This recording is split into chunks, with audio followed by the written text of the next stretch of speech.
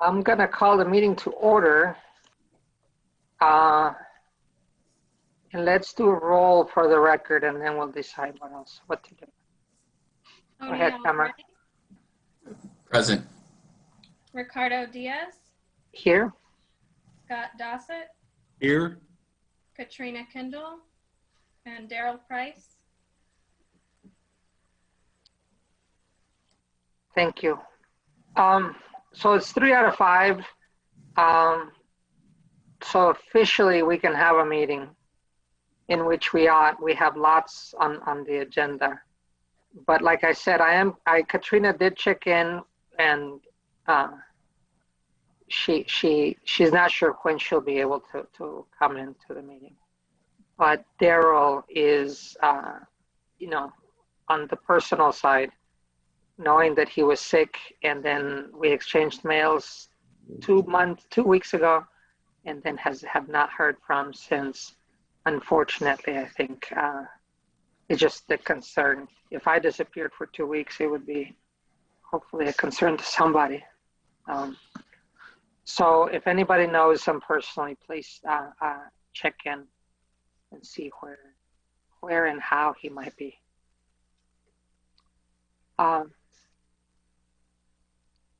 So that being just put forward, I wonder we should go through and make sure that we have the agenda and that we're all okay with continuing with the agenda. Anyone have any suggestions, changes? Well, I did have one. It's on the context, kind of long term. I'm hoping that at some point in time, once Lamond gets up and running, that we're going to have an agenda item called staff report. But that's just kind of a comment. So. Yeah. When Carol's gonna bring us some info sometime when we get to the dates too, so maybe she can pace us as far as Lamond. But you're right, staff report is an important part. Today, in a way, we're doing several pieces of staff report, so we'll do that. Thank you. I'll put it down for next time to make sure we do. Next, any other changes, Tony? You okay with what's on? Yeah, I think it's fine. I mean, I think what you've got listed is covered in what I wanted to bring up, just regarding the status of the appeals and stuff, which I emailed you about. Yeah, we'll come back to those. In fact, let me just put it the agenda for everybody who doesn't. It's such a pain sometimes to be switching between screens. Yeah, so we'll do that. On the next item then will be the regular meeting minutes from a month ago. Well, it's a month ago, a little over a month ago. Any changes and/or proposals to approve? I'll move to approve the minutes from the September 23rd meeting. I'd second. Excellent. So let's vote on that. Tamara? Tony Allegretti, Yes. Ricardo Diaz, Yes. Scott Dossett. Yes. Okay. Which brings us then to the contribution from the public. And I am charged with reading an email from the city, in this case from the mayor, and then we'll discuss if it's okay. So, give me a second. Or we have public input.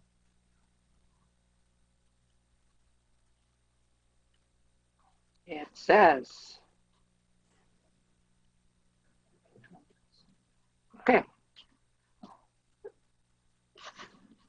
Memo from the mayor, public input. The city takes public comment via email, written format, and verbally. On October 12th, 2020, the Urbana City Council approved new rules for public input during public input during remote electric meetings. These rules are listed on each agenda for city-sponsored public meetings. Members of the public may join meetings as either a Zoom webinar or a telephone participant to make verbal input during the public input portion of the agenda. This is a time for us to listen to the public. Discussion, debate, or commentary will not take place during this period. Comments are limited to 4 minutes per person, and the public input will total no more than 1 hour unless shortened or extended by the majority vote of the members present. The meeting chair has the option of giving priority to speakers who wish to comment on specific agenda items upon which a vote will be taken. We ask that you address your comments to the public body as a whole and maintain respect for the process and respect for the members of the council, city staff, and general public. The meeting chair or member of the public body has the authority to call a speaker out of order, in quotes, for using abusive, harassing, threatening, or defamatory remarks. If the speaker refuses to cease the remarks, the meeting chair may mute the speaker's microphone and will ask the speaker to send the remainder of their remarks via email for inclusion in the meeting record. Thank you for helping us conduct respectful and productive meetings. That ends the quote. Any comments?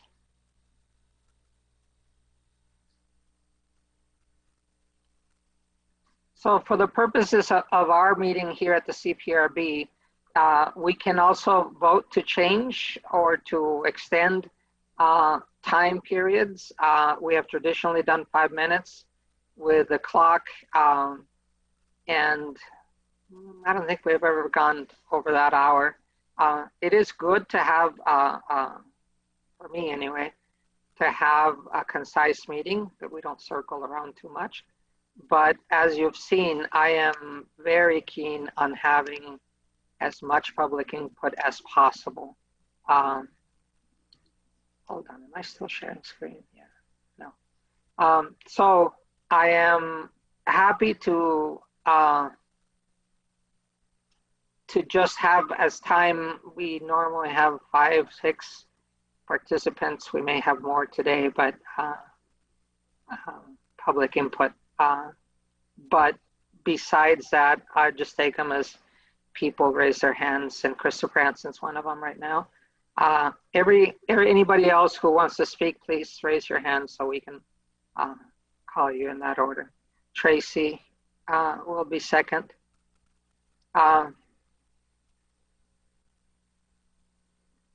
So far, that's it. So we'll have you speak, Christopher. I guess, Jason, you're the one that controls the clock or puts up a clock as normal.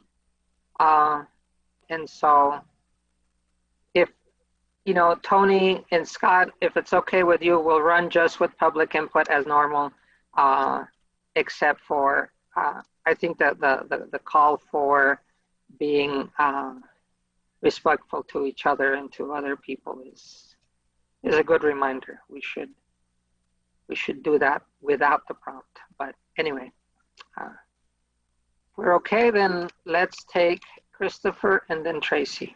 Go ahead, Christopher Hansen. Hi, Ricardo. Can you hear me okay? Yes. All right, great. Hi, my name is Christopher Hansen. I have a lot to say, and I'm not sure if I can fit it into the 4-minute, new 4-minute time period. As Ricardo mentioned, you do have the ability to suspend those public input rules and extend the time if you wanted to. I'm not sure. I guess you decided not to do that. So we'll just see. It's okay. Just go ahead and we'll cover as much as needed. Okay. Well, the first thing I wanted to mention is the new public input rules themselves. These, and it's not clear to me, I suppose maybe Ricardo read the rules just to inform people, but there's no requirement in a new ordinance that you have to read that at every meeting or anything like that. So furthermore, the rules themselves are very plainly illegal. Many of these rules are violations of the Open Meetings Act. Your attorney presence there, I'm not referring to the city attorney, I'm referring to the attorneys on the CPRB, can confirm that you cannot make prior restraints against, these weird notions of abusive language or defamatory language, those are causes of action that you take in court. Those are not prior restraints that, say, Mr. Diaz can put upon me at a public meeting. You also can't limit public input to agenda items, and that's been determined by the Illinois Attorney General already. So these are clearly wrong and illegal. And I know it puts you in this untenable position of, potentially trying to follow Urbana City Ordinance, which is illegal, or violate the state statute of the Open Meetings Act, which you've been trained in. So you should know that these are illegal. But anyways, the board can suspend the rules and extend the time. And if you wanted to have a back and forth with someone from the public, you could certainly do that. The city council has done that frequently at their meetings, not much recently, but before Zoom meetings, I did it all the time. So that's that. And I guess I'm going to have to spend a fair bit of my time to unravel some of the lies and deception that Carol Mitten has recently dispensed. In regards to the recent hearing cancellation, Carol Mitten at the Urbana City Council meeting said that was because of time constraints. That hearing could not be legally held because of the constraints of the ordinance. Carol Mitten did not follow the ordinance. That's the reason. If the members of this board are espousing that we should go ahead and hold that anyways, even though it's an obvious violation, then I think you really need to explain yourselves. The residents of Urbana, people who have been a victim to police misconduct, have been bombarded by Carol Mitten and Chief Serafin and staff with all kinds of obstacles in the complaint process. And it blows my mind that when we have a clear violation on their part, the solution is suddenly to ignore it. And when we have all these invented obstacles on their part, we're supposed to follow them all. It doesn't make any sense. And since your board is all about accountability, it's just particularly offensive that that's what we're considering doing. In regards to the costs and time that Mitten claimed about complaints and hearings, your ordinance does not specify a correct amount of cost or time.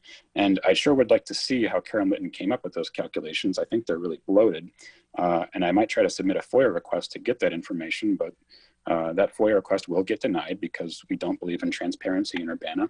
And as your board is well aware, Urbana is frequently violating FOIA, and that's not just coming from my lips, that's coming from numerous letters from the Illinois Attorney General. I'm quite curious about the presentation that Carol Mitten gave on Monday, and I was surprised to hear, first of all, that the CPRB hadn't approved or seen any of those slides, and I wonder what the CPRB thinks about the amount of information that was dispensed about individual complainants, which clearly make it easy for people to identify who some of the complainants are. And that seems to be a violation of your ordinance. I mean, this is supposed to be fairly confidential. And then this has been discussed and I think agreed upon by all. Complaints can be grouped and categorized, and that can significantly cut down the time. So I don't see an issue there. And the other thing that was really upsetting is Carol Mitten seems to be presupposing that many of these complaints are unfounded or wrong. I don't understand that posture. It should not be that way. I think you're going to find a lot of these complaints do have good founding, and that you'll need to disagree with the chief of police. And it was a little ambiguous to me what I guess Mr. Diaz and Dossett were at the meeting on Monday night. It was a little ambiguous to me what was being proposed. It sounded like maybe what was being proposed, that CPRB complaints from 8, 10, 12 months ago should be essentially thrown out. Is that what is being proposed here? And if that's the case, then I think you recognize and need to realize that if the board members are in agreement with this, you will be fundamentally violating any level of trust that you have with the community. And I just cannot fathom your continuing to be on the board after supporting something like that. Christopher, just for time's sake, if you don't mind, if you'll come back afterwards, because we'll be having that discussion on the agenda. Okay. I was just getting to my last point, so I can wrap it up pretty quick here. Go ahead.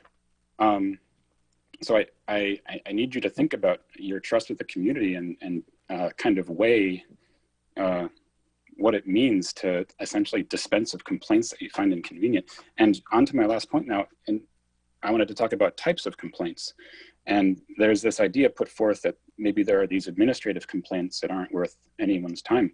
And it's possible that those types of complaints can exist, but I want you to consider, let's consider what might be like the most serious complaint you could possibly receive. Let's suppose, something about an officer committing murder or rape or beating someone up or hurling racial slurs against someone, things that you would clearly expect the CPRB would, want to have something to say about. Well, what about a type of complaint that is a complaint which says the city and the CPRB are refusing to follow the complaint process? That is actually a more important classification of complaint, because without adherence to the complaint process, none of those other serious complaints will be heard. So to me, that is a type of complaint that absolutely must come to the attention of the board.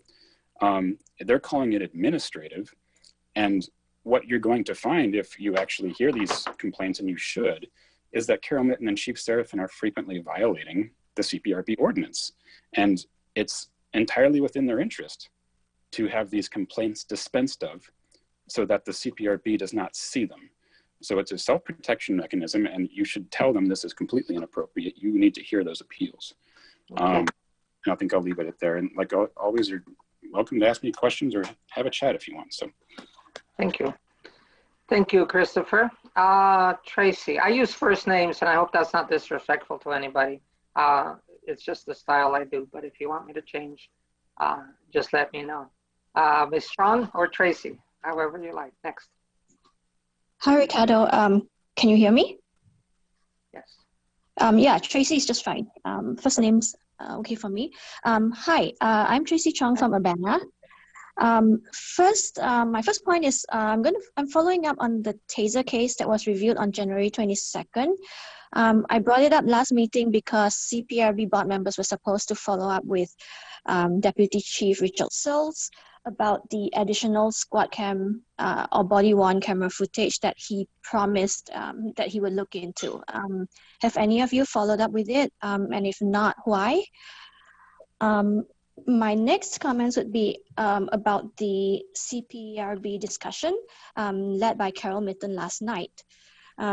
So listening to the discussion, Carol Mitten tried to paint this picture of one resident submitting complaints, which she seemed frivolous to try to break the system.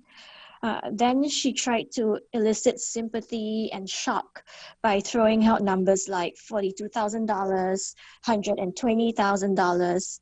I don't know, it just seemed rather manipulative to me, and especially since there was no discussion at all about logical things like grouping appeal hearings, etc. I think that you guys do have a responsibility, especially after she put out those numbers, to dig in and see how she's coming up with those numbers. Throughout the whole discussion, there was one point that really did not make sense to me. It was mentioned several times during the discussion that there should be some kind of triage or an alternative means to handle the type of complaints that Carol Mitten called frivolous. This included misconduct like officer speeding, not using proper vehicle signals, not obeying traffic rules. So first up, these complaints are not frivolous. Officers should be held to the same standards as the public. And I did appreciate Ricardo saying that all complaints should be investigated. So according to Carol Mitten, these complaints are placing such a burden on city staff and CPRB. And then Council Member Bill Colebrook said that complaints about misconduct such as those mentioned, like the officer speeding, not using vehicle signals, should be dealt with by UPD with a progressive discipline process. But I guess what I'm not sure is why did no one clarify this point that this is how the system is set up. The system is set up so that when a resident submits a complaint, it is UPD who is supposed to investigate it. It's not CPRB who's supposed to investigate the complaint. UPD is supposed to investigate the complaint and take appropriate action. However, what no one seems to realize is that the reason why these complaints snowball and become resource intensive is because this is not happening. UPD is, for some reason, hesitant to investigate their own officers, and they cannot find wrongdoing with their police officers. So this results in the police chief issuing a finding letter that says there is no misconduct. And when this happens, this leads to appeals and so on. So either that, or you have Chief Serafin or Carol Mitton mishandling the complaint, and then it results in more complaints and appeals.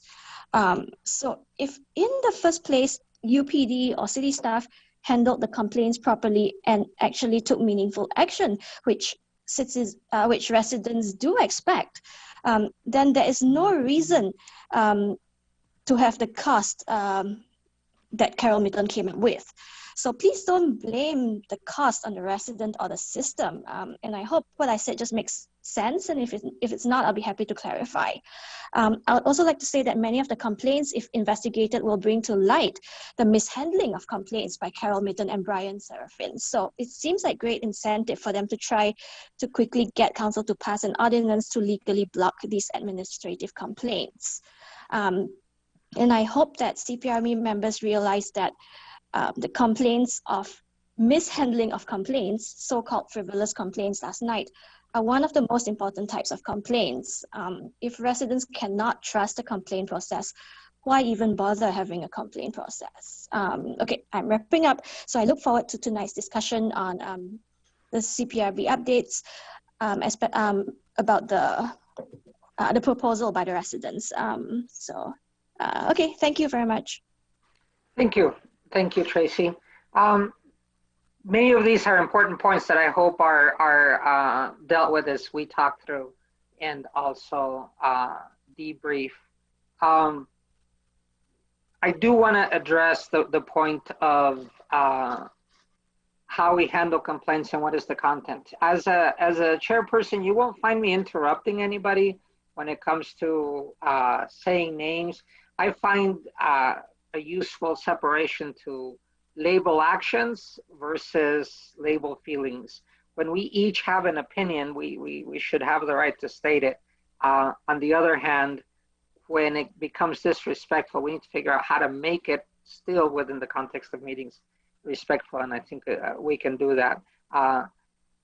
We do have opinions, and there is no other way to put them forward. I do feel every time that anybody gets called out, because if they don't get a chance to answer right away, then it becomes, I don't know, more ingrained. It's what I see some political leaders doing to others, and it does bug me. But in any case, we'll keep on doing as much as we can to have a good dialogue. Any other comments from the board before we go on to the next parts, or would you rather answer or talk through as we do the other business? I just make a quick comment about and I'll confess I haven't watched the meeting yesterday, but the process by which a complaint goes through the ordinance is just as important as the substantive deciding the complaint. It's a procedural due process issue is just as important as a substantive due process issue. So if there's a problem with the way the complaints are making its way through the system, I think that's just as important as if there would be a problem in the way and they're being in the way that they're being decided. So to the commentators, I agree with what they're pointing out, and that is an issue, and I consider it to be something that we'll be looking at. Yeah, I agree with you on that too. And so what council members and what occurs at their meeting is, for me, their opinion, and we take it when it's in writing or when it is something very direct or their directive for us, then we take it in that. For me, it's otherwise good information and context for doing a better job. Our intention is to do it as fair as possible, to consider everything as they come, and when it gets to be an appeal following process, then they would come to us and be we might have to figure out a more efficient process, but I also take them seriously all the way through. And in fact, when somebody insisted of calling them, anyway, it was a word that basically said they were not as important. I beg to differ, and I said so. But I was one of 10 voices. It doesn't really matter. We do need, and I think Tracy's request, what does the triage mean, and how does that affect, as Christopher asked, all the cases from the last year? I think that we should get into a little bit more. So, but we should deal with, if I don't mind if we were to go straight to Monday. No, I guess that's new business. We should go back to the unfinished business and try to take them in order, because we've made some progress on at least reading and considering some of the other issues that are listed there under 5. So let's see if we can come up together. I did not pull together everything because not everybody used Word, but I think that out of us 3, we should put forward some thoughts and then a possible course of action. I think that Scott also is considering. So in order that are listed is 1 response for from the board members as to what the council said about no, in this case, actually, no, it's just the way we were considering the petition, the residence petition. Ricardo, I'm sorry, can I interrupt real quickly? Are we done with public comment? Yes, we are. Okay. I'm moving on to 5, the 4 points under number 5. Is that good? Sure, I just wanted to make sure that there was no one else out there. So, yeah. Thank you. Yeah, I saw nobody else raise their hand, so thank you for the clarification. Let me double check. Yeah, and as before, we leave that space at the end for more public comment. And we will decide, we should decide before we get there as to how to handle the total, the reading from the letter from the mayor about a total of 4 minutes versus extending further. So, all right. So coming back to 5A, the residence petition. I got some of your comments, but I'd like to get some general comments and then see what our next step is on that. You want to start with that, Scott? Well, I mean, I guess I have an initial comment. Yeah. And I guess I could make a formal motion to table this discussion until a future meeting, because I don't feel like doing this with 3 out of 5 people in a 3 out of 7 board, frankly. We can talk about it, but trying to push any kind of motion forward or planning, I'm just not sure is appropriate at this time. Okay, thank you. And actually, I was referring to, let me pull the document up, because I think I feel better, at least for people that have commented that they watch on TV. They get decontextualized because they may not have all the packet in front of them. So this is the residence petition that we're talking about. The last instruction from the last meeting, as you'll see from the minutes, is that every board member would take a look at it. We converted it to Word, write comments on it, and then send them to me, and then I would merge them and put them forward as a combined thought process without dialogue. The dialogue is to happen here as an open meeting. But I couldn't pull them together because they came on emails, and sometimes they were pieces of emails. So I figured we would each talk about it. But Scott rightfully says we need to have a bigger group to be able to discuss each one of these points. They dwell in many categories, but that's my feeling, that we need to be able to look at all these and then split them up into pieces. Tony, any thoughts before we take some action? Yeah, I took apart the petition as well, and I just broke it out into 3 sections as far as responsibility for CPRB, responsibility for the city, and responsibility towards another department. And I mean, breaking up that way, I think is useful. But then, I think a lot of the complaints fall onto the CPRB and need, as you said, further layering or breakout, because there was a lot in there. I guess my question would be, and the discussion here in these meetings is important, but is it possible, or can we do some sort of a shared document online and have the members contribute? I don't know if that's, I'd have to look and see if that's a Open Meetings Act concern, if we're all contributing to an open document.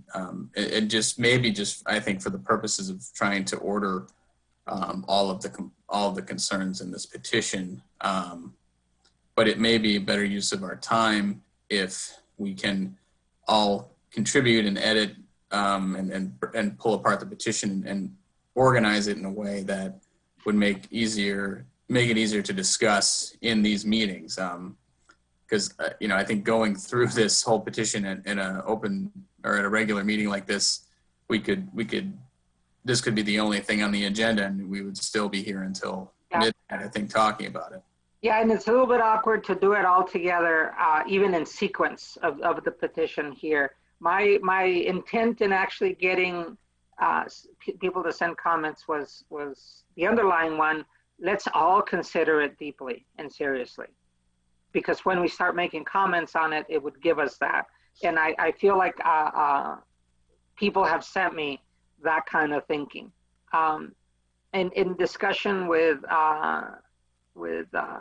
one of you, we thought really we ought to have the writers of this petition present as to what they are, and we would request that, as you said, Tony, that they break it up as to what is CPRB, what they would see as going to City Council, because it's before them too. I mean, this petition did not come just to us. In fact, in the end, City Council has to do its own delegation assigning to us of what our role is. So the discussion then led to, why don't we have an open meeting, a work session, in which we would have a back and forth both with the writers and anybody else in the community that has a say on these. So we would collect that thinking into one piece, one session, and have that be the one that breaks up the sections, and then we as a board and say, and the way we see this, since we've been considering this for a while, of what you propose, these are the ones that we'd be, I wouldn't say willing, but or it's funny, willing or happy to take. These are the feasible ones that we can take given our time, because you're right, it's just time consuming. So at this time, Scott, coming back to you, I'd be willing to take then a motion of the next step to proceed, so we can decide that and give it plenty of time, give everybody plenty of time to prepare or to do it, to join us into a work session. Sure. So I guess I'll make a motion that this item on the agenda, and I can't read the copy right now, be deferred to the next meeting for CPRB. Is it a next meeting, or is it a separate working group meeting?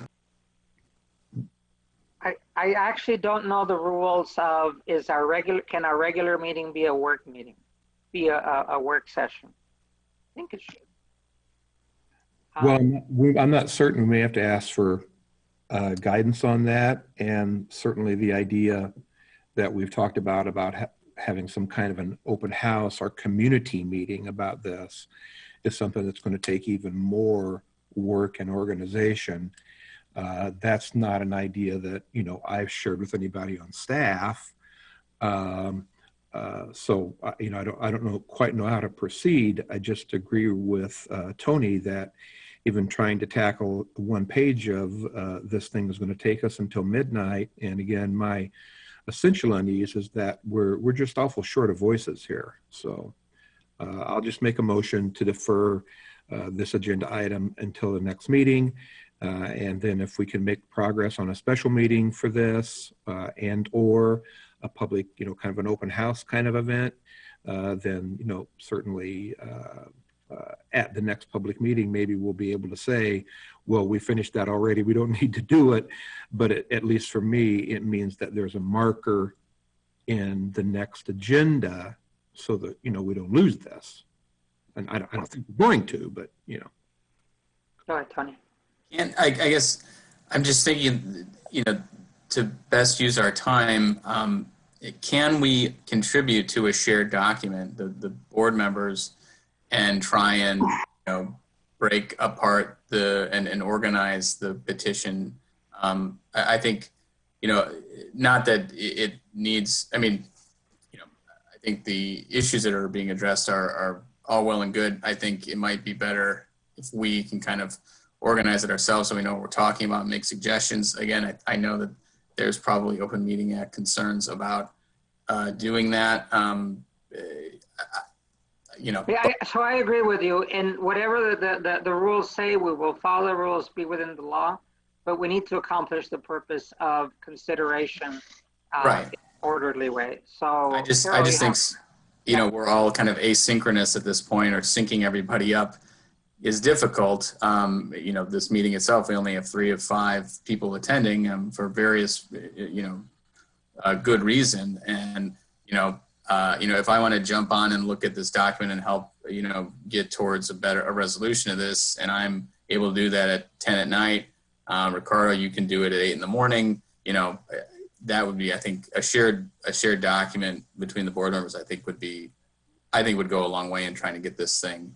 And would it be according to the law if we're not all synchronously looking at it? Right, right. That's what I mean. Follow the spirit of the law. That means our discussion is actually written. Carol, were you going to jump in, Carol, to advise us on this? I was. I want to confirm this tomorrow because I am not the authority on the Open Meetings Act. But as you know, you can't have even an email exchange that goes back and forth. So I don't know how you would, under the Open Meetings Act, have this shared document, because if you can't have that email dialogue going back and forth, that seems like it's in the same vein. So I will confirm whether you could do that for you tomorrow, but I wouldn't want you to plan on being able to do that because I don't think you can. Yeah, so let's ask the question, because that would be a good preceding step to having either a community meeting or have the next meeting have dedicated time to do this consideration that we do. If we set our minds and prepared ourselves well with members of the public, we can hammer out a lot from the separation into categories and to decide which ones are in our plate to either rank or do. So I would, well, we will talk about meeting times in a little bit, but I either see this as at our next regular meeting, if it's allowed, or to call a community meeting, which can coincide with the timing of our regular meeting, to invite more people, and that way our meeting becomes a work session community meeting in which people are free to put forward their own comments. And if we hammer it out within the meeting, then we're within the letter of OMA too. So anyway, we'll get that answer, and we'll get the planning, and it makes it to the agenda as our regular meeting. As you'll see from the timing of the extra sessions, it's going to be a pain to squeeze in one more session that does not coincide with these dates. So to summarize, Scott, you are proposing that we defer this item to the next meeting, and there are some items to be specified, including shared meeting. Is that correct? Yeah, I think I put it in terms of a motion to Yes. defer the item to the next, the agenda for the next meeting. Okay. Tony, you want to second that? Yeah, I'll second that. All right, let's have a vote. Tammy. Tony Allegretti, Yes. Ricardo Diaz, Yes. Scott Dossett, Yes.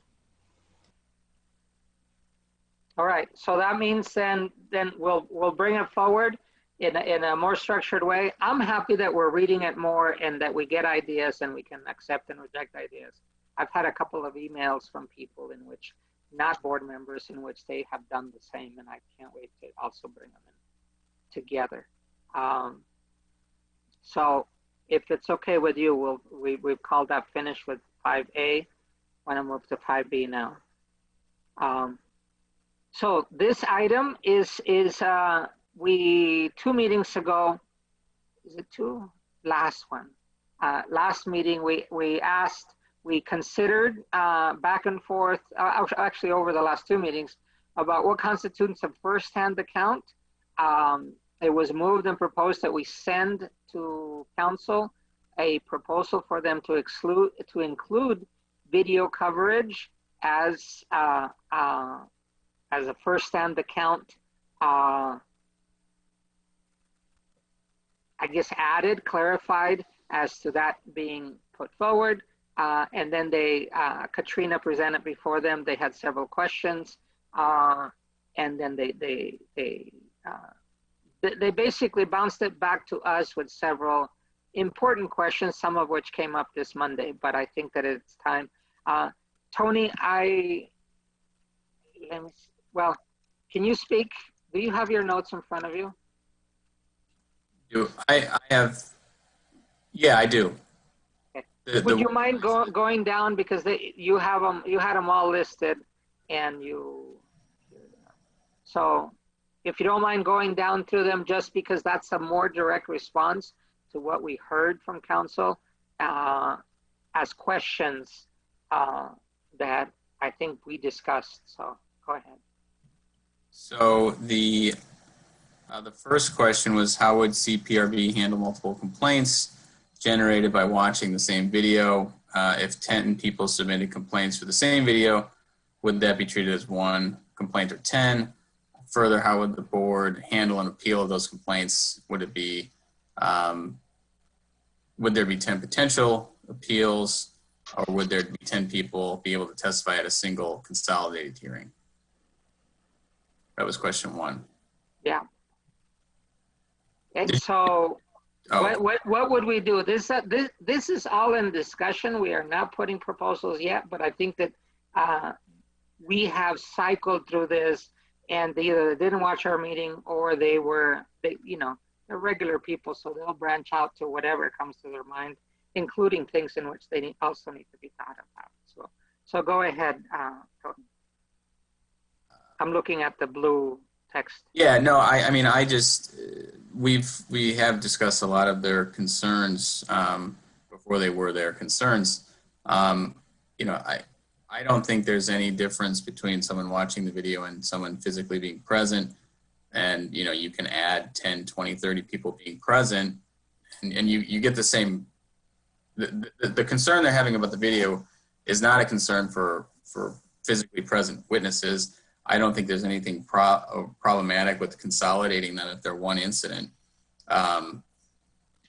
here. And, if there were multiple incidents within some same event, if there were 2 police officers alleged to have separately assaulted or harmed 2 separate individuals, then we could then we'd have 2 complaints. I mean, I don't see this as being a concern with adding on a video recorded incident. I think it's the same. You would have the same problem if there were 100 people there in person as opposed to 100 video cameras recording the same thing. Because we would treat them as an incident, And Right, it'd be one take incident. all of them as witnesses of that incident. Right. I don't see, it doesn't seem like a concern. And if it was a concern, it hasn't, surfaced as a problem in the history of the CPRB being a board and with the city. So, I don't know if this is an actual problem, or there, it's coming up with the question is not, there's no dumb questions, but I don't see this being a concern. And for me, it is not a reason to exclude video testimony. Right. Yeah. Basis for a complaint. I think that the hypotheticals of the many things, it's okay to consider them, but in the end, does it affect the fact that we would want to consider video as a first person account? So I right, and it's again, some of the questions later are conflating the evidence versus the having standing to file a complaint. But as far as that first question, I don't think it would prohibit a video witness filing a complaint. Yeah, so that was my standard too. What bearing does it have in not accepting a video other than tradition or the times? Scotty, anything on this before we move on to the next set of questions? Yeah, a couple of points. The ordinance makes no mention and gives us no ability that I can see to co-join complaints. There is no structure there. The nature of a complaint might be one that's of a highly personal nature to the complainant, which may mean that a series of complaints from the very same video strike particular sensitivities in an individual that watches it based on, their own social demographic. So I do not believe we have a tacit or active agreement to lump complaints together. And I do not agree with the thought that we should.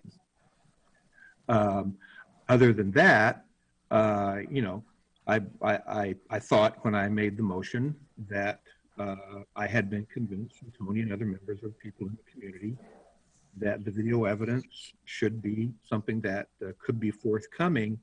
And I think if we get to the point where we have a mountainous deluge of complaints, then the ordinance may have to be changed to respond, but I wouldn't want to move forward under what I think, again, is the incorrect assumption that we are going to be able to put complaints into some kind of a class and deal with them like that.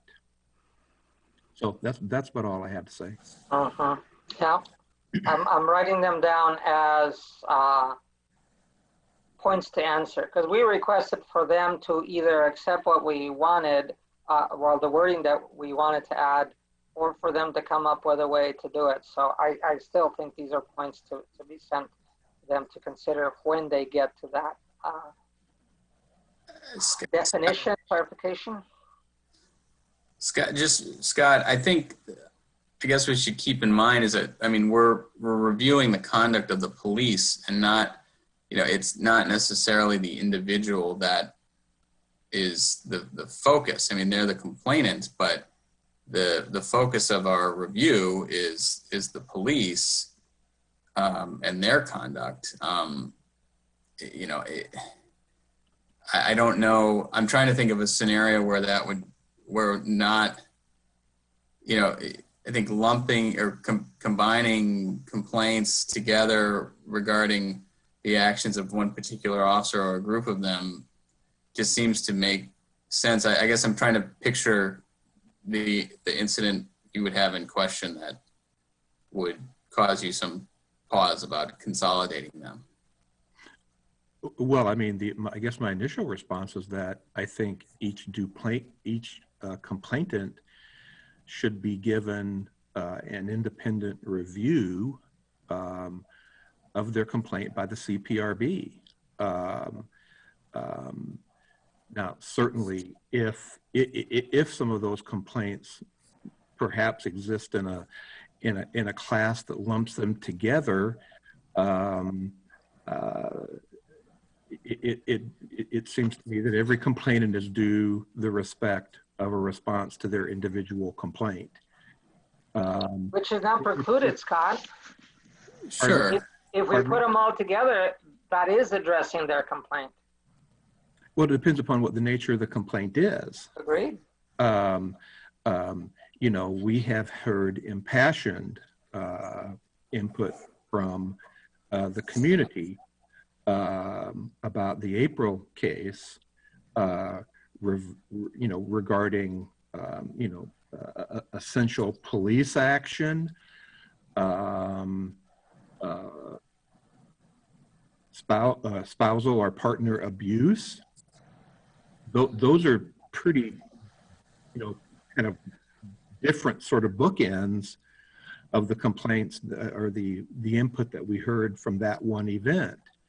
And I'm just trying to make sure that there's room for everyone's concerns to be answered, even if the complaints are based on highly different sort of perspectives. My biggest critique about that is partly tactical. So you've got everything from sort of a,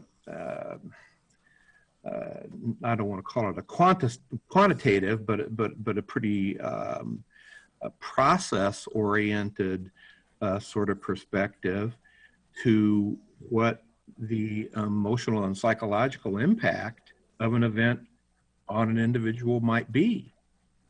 And those may be all targeted, which is a word I don't like to use in this context, at a particular officer or group of officers, but the complaint process is supposed to answer that individual's concern about the action of the police. And so, I'm not, this is no kind of a necessarily deal breaker for me, but I want to be careful as we proceed here. I think we have to make the assumption that these complaints are going to be sometimes impossible to throw into one big bin and to process singularly. We haven't had this happen, so we're kind of supposing what's going to happen on down the road. But, I'm not willing to move forward with the presumption that we are going to be able to somehow create a class of complaints, which again, the ordinance does not give us any insight in whatsoever as we move forward. I hear you, Scott, and I have heard you put the same frame to we, the board, the CPRB, taking on the complainant's role. Because it's not in there, it's not written. I think that the April event, though, gives us enough of a very real situation that, one, there were multiple complaints. Had it not been for the lawsuit, we would not be precluded, and we would be dealing with this question right then and there with a case. It seems to me that having the ability to already process such a situation is better than trying to do it after the fact. Yes, you can't write for every hypothesis, but if you write a text that's large enough, it gives us the permission or the latitude to examine that possibility. So we don't have to fix it today, but I think it is part of the answer that we are to give them as to when this gets rewritten, this is an important section to clarify, and if not, to duke it out as to why they don't want to include it, because I think it's you're right. It may not be within our prerogative right now, but it is very much the reason why we sent it to them. So, any of the other questions, Tony, that you might want to answer more directly? Because they sent several, but darn it, their list was longer, and I almost wanted to send it back and say, well, no, this is what you guys are supposed to be figuring out, rather than us. We sent you a proposal for it, and we can spell it out if they had asked the questions in such a way that we could spell it out. So Yeah, I mean, I think the one concern that I thought merited some discussion and that may not be the council's issue would be about the length or the quality of the video. I think they were talking about, let me try to find it here.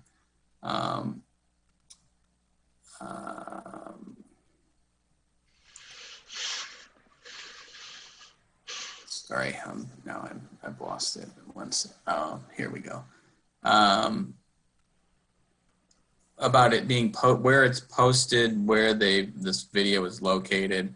You know, if it's not sufficiently long enough to merit a complaint. I mean, again, I think the council is also conflating this with evidence versus standing, and but I do think, you know, if you post something online or on YouTube like they've suggested, or Facebook, you know, we should be able to somehow corroborate that it's actually occurring here.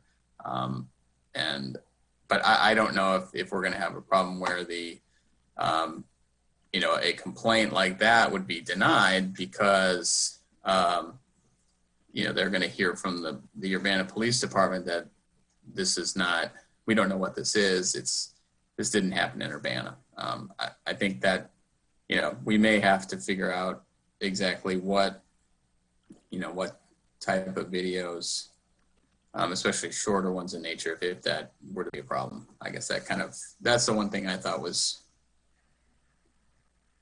something we should probably discuss or figure out. I still think there's a correlation with someone being physically present at an incident and not seeing the whole thing, and that's going to happen. But that doesn't preclude them from filing a complaint. But I think with the video, it's a little more pressing because, you know, we may only be presented with something that's incredibly short, and, you know, well, I don't think we should take some hardline approach of, you know, if it's under 10 seconds or whatever, we're not going to consider it. But again, there may need to be some sort of corroborating witness if a video witness is so short. yeah, I would agree. And actually, for me, that question didn't bother me in the sense that, well, if it's a 10-minute or you know, a 15-second. Once it's been established that the incident did happen and that is one of our officers, then it is ours. Mm-hmm. Then we look for other evidence, we look for whatever report from that day, and we get a better picture. I keep thinking that many of our considerations, most of our work has been done in the TASER side, and in those we were sometimes with 5 officer reports and 2 videos, 3 videos, because that's the information we had to consider. And I think that as long as we could take in all the information, the prompt of the complaint, however small, if it's enough to establish that something did happen and involve one of our officers' misbehavior, then it's enough to consider as a case. And for me, that's ultimately, I think it comes back to what you said before. We are considering the officer's conduct. We are not considering, can the observant prove it? That's only part of the information that we need. Mm-hmm. If the officer, you know, if there's cause for complaint. So just like in every other hearing, we would want to have as much information as possible even if the complainant didn't know it existed. Right. So anyway, Yeah, well, can I yeah. take a Please. just a step back here, or a step back?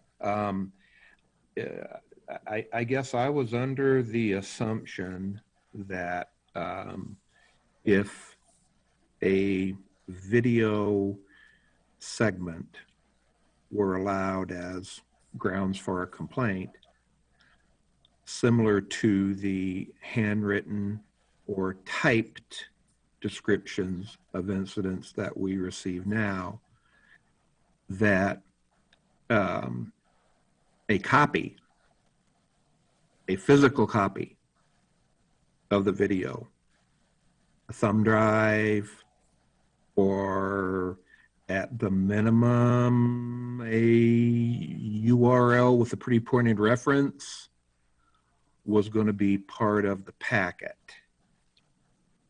So in my mind, Tony, the question about the length of the video, looking at it from that perspective, kind of goes away. I mean, terrible things can happen in 5 seconds and be caught plainly on a video. As long as the board and the HRO are presented with a known version, a copy, then, you know, I think we can proceed with the complaint. If the response to that video and therefore the response to the complaint is, you know, we're sorry, we just can't see anything, you know, then that's a rendering that we're gonna, I think we'd be willing to make. So length, you know, quality necessarily at a point, I think as long as the people understand that they have to provide us with a copy of what they are basing their evidence in the complaint, then we should be okay, right? I think so. I wasn't bringing it up as a way to preclude video complaints. I just thought that was, of the points that they made, that one I thought, you know, had something to chew on as far as. So as we discuss these details, we will, if not now, and I'm okay with doing it now, what's our next step? So they asked a bunch of questions. I feel like there's two paths to it. Drilling on this and going back and saying, well, ask us those questions because we've been considering them, and invite us to your meeting so that we can answer as we've considered these things. Do the legal research yourselves. I mean, we don't have to do all that for them too, but we were able to start on it. But the other is the bigger question that came up on Monday too, is their split on Monday was to give us a particular direction on how to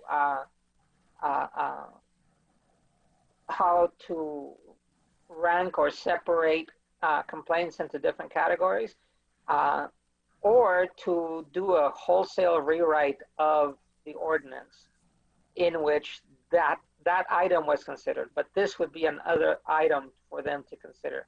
If it's a major rewrite, the questions need to be put forward, and if they want to table it for the major rewrite, that's their prerogative. But from our perspective, what do we do at this point?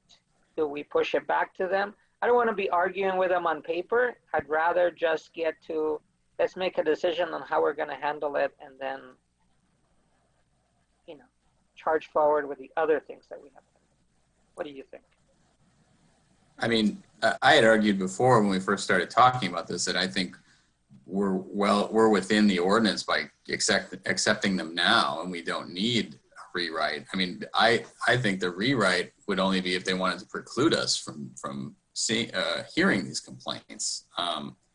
You know, we talked at length with the city attorney here, and there were other attorneys on the discussion about the way the ordinance is written. The personal knowledge requirement or firsthand account it doesn't preclude includes video accounts. So, I mean, you know, we took a motion, we sent it to the city council, and they specifically asked, do we need to deal with this now? Or is this something pressing or not? I mean, I'm of the opinion that we can hear these types of complaints now. And now whether or not they get to the, you know, I would imagine that if someone tried to complain to the Urbana police based on the video only and they weren't there, they would deny it, but then we would be able to then review that appeal. You know, and I think we're within the ordinance in hearing it. If the city council thinks otherwise, I think they should change it. Correct us, why not? Yeah. Yeah, I mean, you know, tell us we're doing something wrong, but, you know, we tried to address it with the council here, and they kind of, you know, just asked us a whole bunch of questions about whether, including, do we need to deal with this right now, or can we, do we need to change it? The one thing I think, the one other question that I think they did, that was an interesting question, was how are other jurisdictions doing this or handling it? You know, as a side note, I'd be happy to look into that. I think there's enough other review boards where we could see, and, you know, maybe that someone else has a good answer to this already, or if there's a number of cities that are handling it and there's not really a problem, you know, maybe that kind of clears it up. But again, I think we're within our ordinance to hear these complaints. So can we do a quick reading of that section? I'm looking at the 1928. It's BC. They may be filed to police departments or with the human relations officers. B, complaints shall be made in writing using a citizen's complaint form. D. Complaint shall be furnished with information regarding the process. The complaint shall be a sworn statement attesting to the truthfulness and of the allegations made. Complaint form shall contain a written statement that anyone making willful and explanatory statement that state of finding. Complaint shall be based upon a first-hand account, either by the person involved in the incident or a witness to the incident, except that a minor shall not be present. Complaints may opt to dictate complaints to HRO. So the one that applies, I think, is D, right? As we discussed earlier, complaint shall be based upon a first-hand account, either by the person involved in the incident or by the person involved in the incident or by a witness to the incident. Scott, I can feel you disagreeing. Well, no, not necessarily. I mean, you know, I've conceded after education that we should go ahead and be able to look at video stuff, but the devil is in the details and, you know, being able to provide people information to make a successful complaint, first of all. So it isn't clear in any of our forms. So, you know, the city council gets involved in this if there needs to be an ordinance change. If we are proceeding ahead saying that we already have the ability to do video reported incidences, then I think we just need to bravely shoot out into that world. And if we get a correct back from city council, then, you know, that's okay. They slap our hands and say, no, you really shouldn't have done that. And it'll become their top priority. And so my concern then becomes making certain that a complainant has the information they need. And essentially that we not have to elicit any kind of ordinance change, because at that point in time, the council has to become involved, right? So, yeah, so I agree with you, Scott. Now they are not involved in our policies and procedures, the origin and the publication of those, which I know, Tony, you've been spending some time with, and they are not involved in, you know, okaying the forms that we use for complaints. And so, you know, I think we probably should take this up with staff, look at the current complaint forms that we have, Hopefully they have the kind of flexibility, or can be changed slightly to have the kind of flexibility to identify a URL enclosed in the packet is a thumb drive or whatever we imagine in terms of the delivery of the video to the complaint. And then they would be then processed, normally. Remembering that, of course, a large goal here is to come into conformity. Yeah, it's been that kind of day. Conformity with the ordinance itself already, which says that the CPRB is the central registry of complaints. So a big thing that we are working for here, and I do not want us to lose track of it, is that it is not up to the UPD what the original dispensation or triage or anything else, whatever word you want to use, is of a complaint. That process resides in the HRO and the CPRB as per the ordinance. So I got a little far afield there, but someone said something about UPD getting a complaint. And right now, let's just remember, if the system is working the way we're trying to pull it back into design to do, the HRO, recall that we took the police department address off of that complaint form. They no longer go there. So, in summary, I guess, I think we should make sure that our complaint form gives people the flexibility and the understanding they need about how to use a piece of video. And once we go through that step with Carol and or others, Lamont, I think, needs to start getting involved in this stuff pretty quickly. Then, we go and see what happens. Okay, and in fact, I don't even know if we need to vote for more specifically, but I am writing this note as to a follow-up item. Check that our complaint form allows the complaint for them to know that they can use a video as part of the complaint process. Yeah, I would say too broad? I would say gives guidance. We're allowing it by the conversations that we've been having. But I'm just trying to imagine exactly how this happens. They could burn it to a CD-ROM. It could be on a thumb drive. But essentially, we need a piece of that video in the appeal. Now, maybe I'm wrong. Maybe you would say that, no, why can't you just use the URL that everybody else is clicking into? I consider URLs to be ephemera. Yeah, and it's true. I mean, for any process of this type, you need an actual full whatever copy of what it is. So I think that the logistics of it are to be worked out depending on where the video resides. I would like just the guidance to say that they are allowed to use the video or actually submit a video. Right. That they are allowed to submit a video as part of their complaint.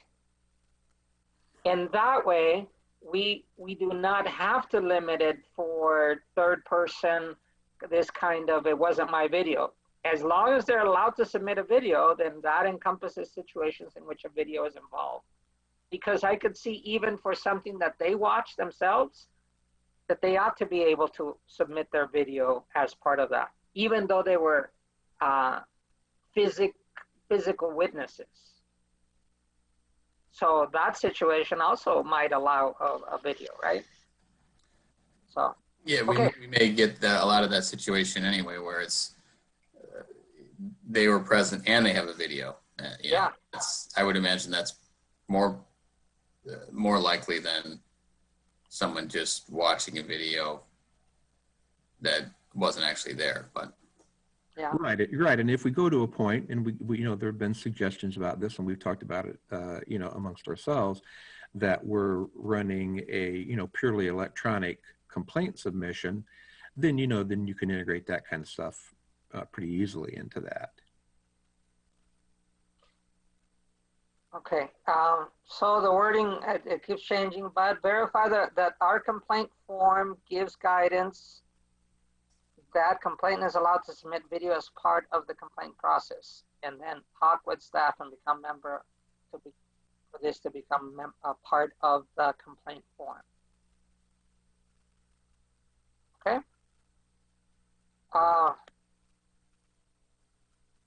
I hate to just, I don't want anything rejected because we didn't vote on it. So I think it's better for the minutes if we propose and we all agree officially. So can I have a motion on this wording?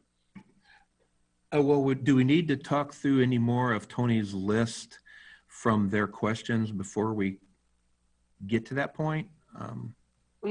That's a good question, except that I was ready to move on given that we are pushing, if we are pushing to allow the video, then a bunch of their questions, it's not that they're irrelevant, it's just that we've either answered them or we're willing to answer them if they call us for it. You know, if they choose to not accept what our new procedure is going to be. Right. I agree. I mean, we've tried asking permission, and now, you know, if we have to, we'll ask for forgiveness or they'll change it and preclude us. So make a motion, Tony.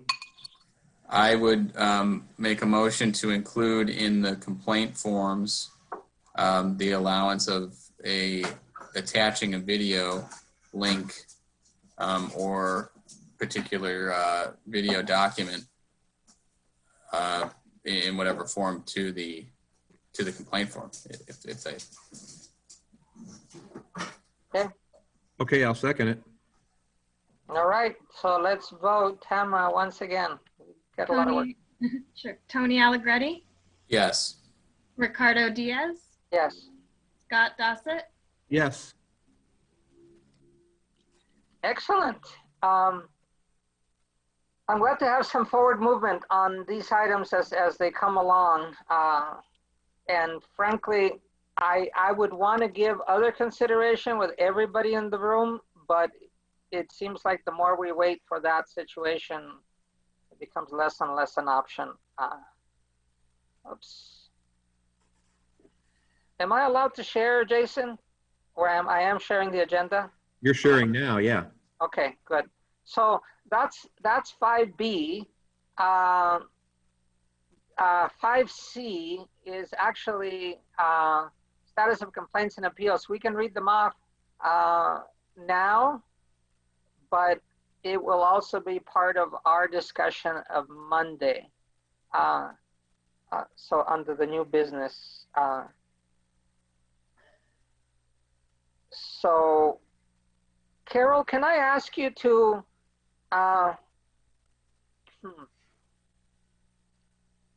give us a summary of those? I know you have them in slides. Maybe if I say, let's come back to wait to 6, and then you can show us slides of what the status of complaints and appeals are. Did you want those consolidated logs that I used, or what, or what? I think it's just as well because it's the numbers. But I think since we're discussing in 6A some of the repercussions of what council said, why not just have firsthand? Does that put you in an awkward, or do you have them handy? I can give you, I mean, I want to be sure I understand what you're saying. I can The slides of the numbers. You want the numbers? I can tell you what the numbers are. Okay. The numbers are as of October 20th, which is when I did the other work, 92 complaints have been filed, 60 appeals. Okay. So that's the basic summary. We'll talk in a little bit. I had just logged on to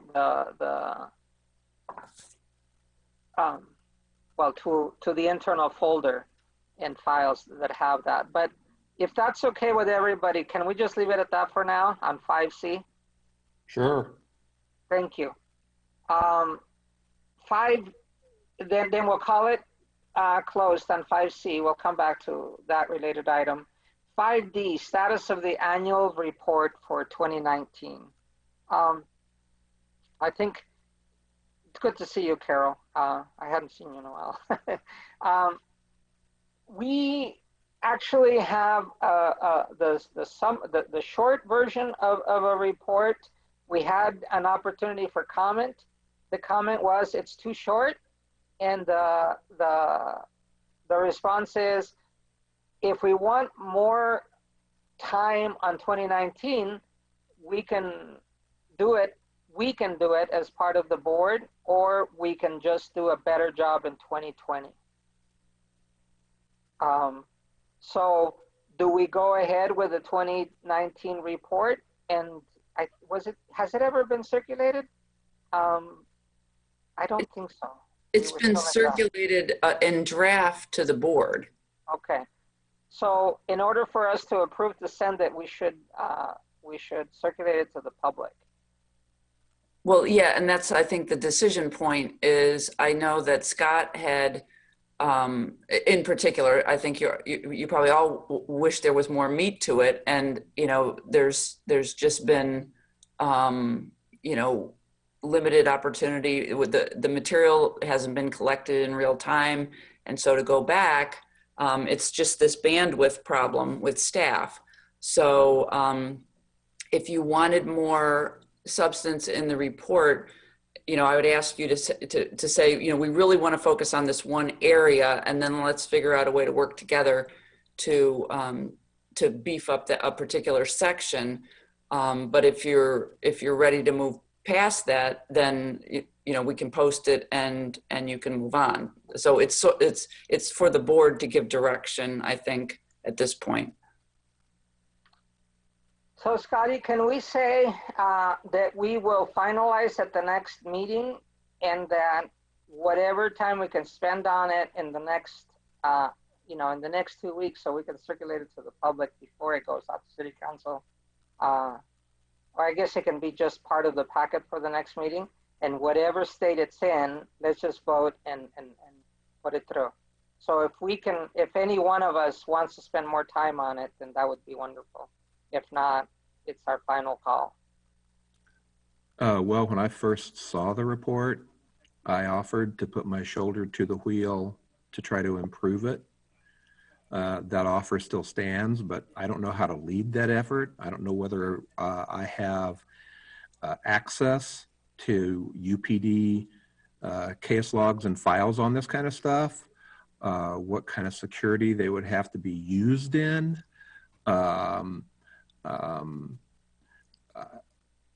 I'll try not to get too lengthy with this. Would you like to have an offline conversation with Rich about that?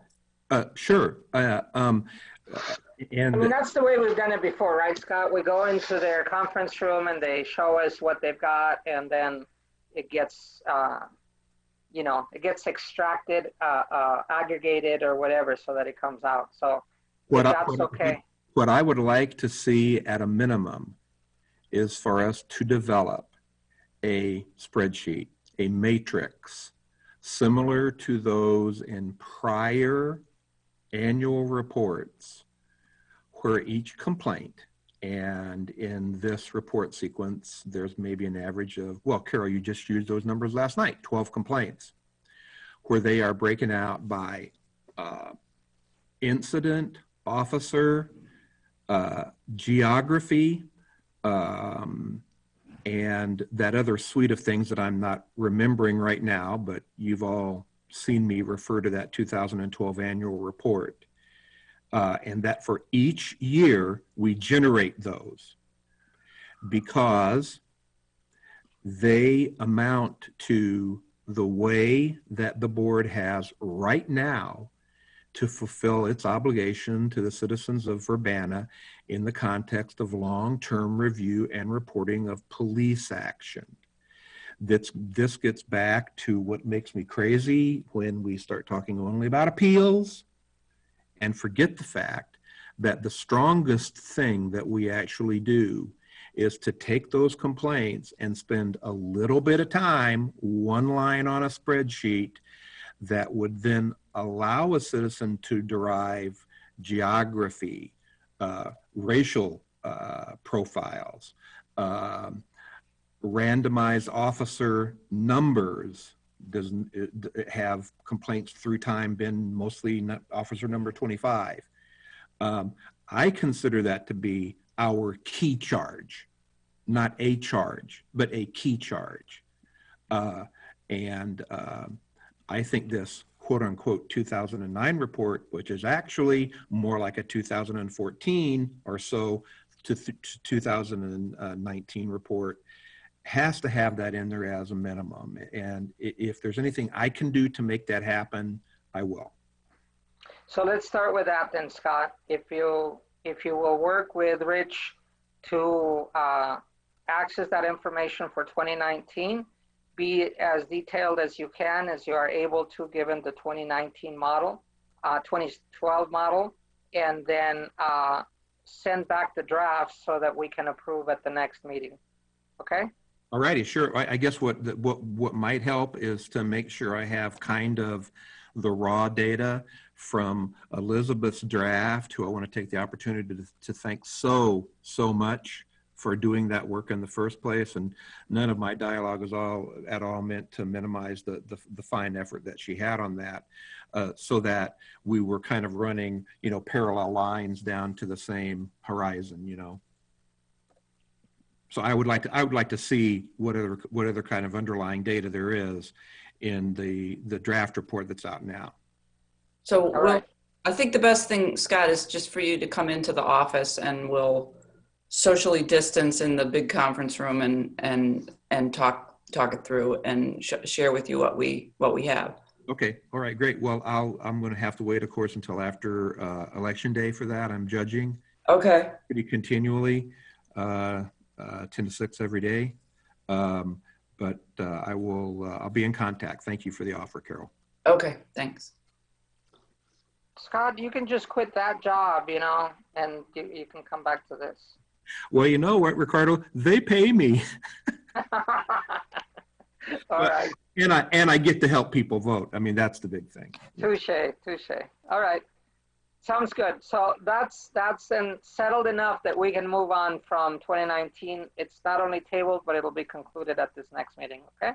Thank you, Scott, for volunteering, and feel free to pull us in when you have other questions or work, specific work. All right. So that finishes in the unfinished business. Oh, that even when it's tabled, we should pace ourselves. Is it okay if we do, well, the announcements are not too long.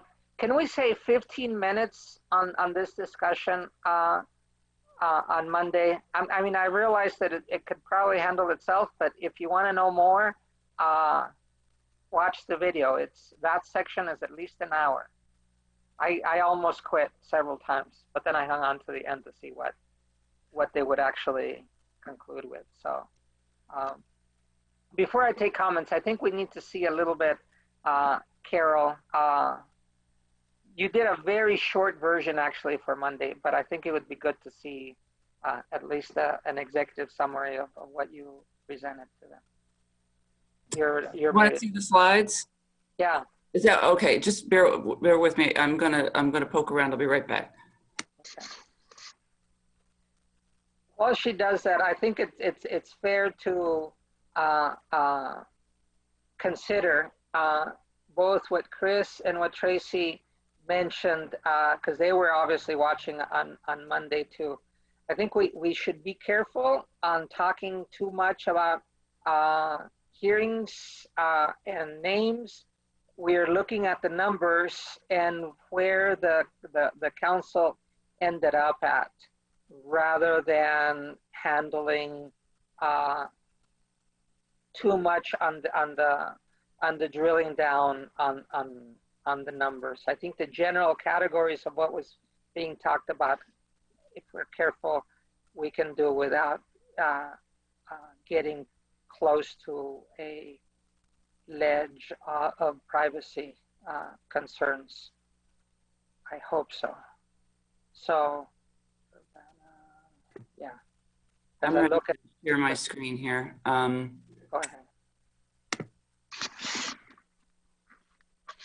ahead. Is that up for everyone? Yes, we see. Okay, let me find the slideshow. Okay, would you like me to just run through it quickly? Yeah, please. Okay, so this was intended to give the council an overview of what's happening on the complaint side and what's happening on the appeal side. So this slide shows that we've had a large increase in complaints this year. In fact, let me see if I had notes that I had written, and let me see if I have the version that has notes on it so that I can give you some of the details that I shared with the council.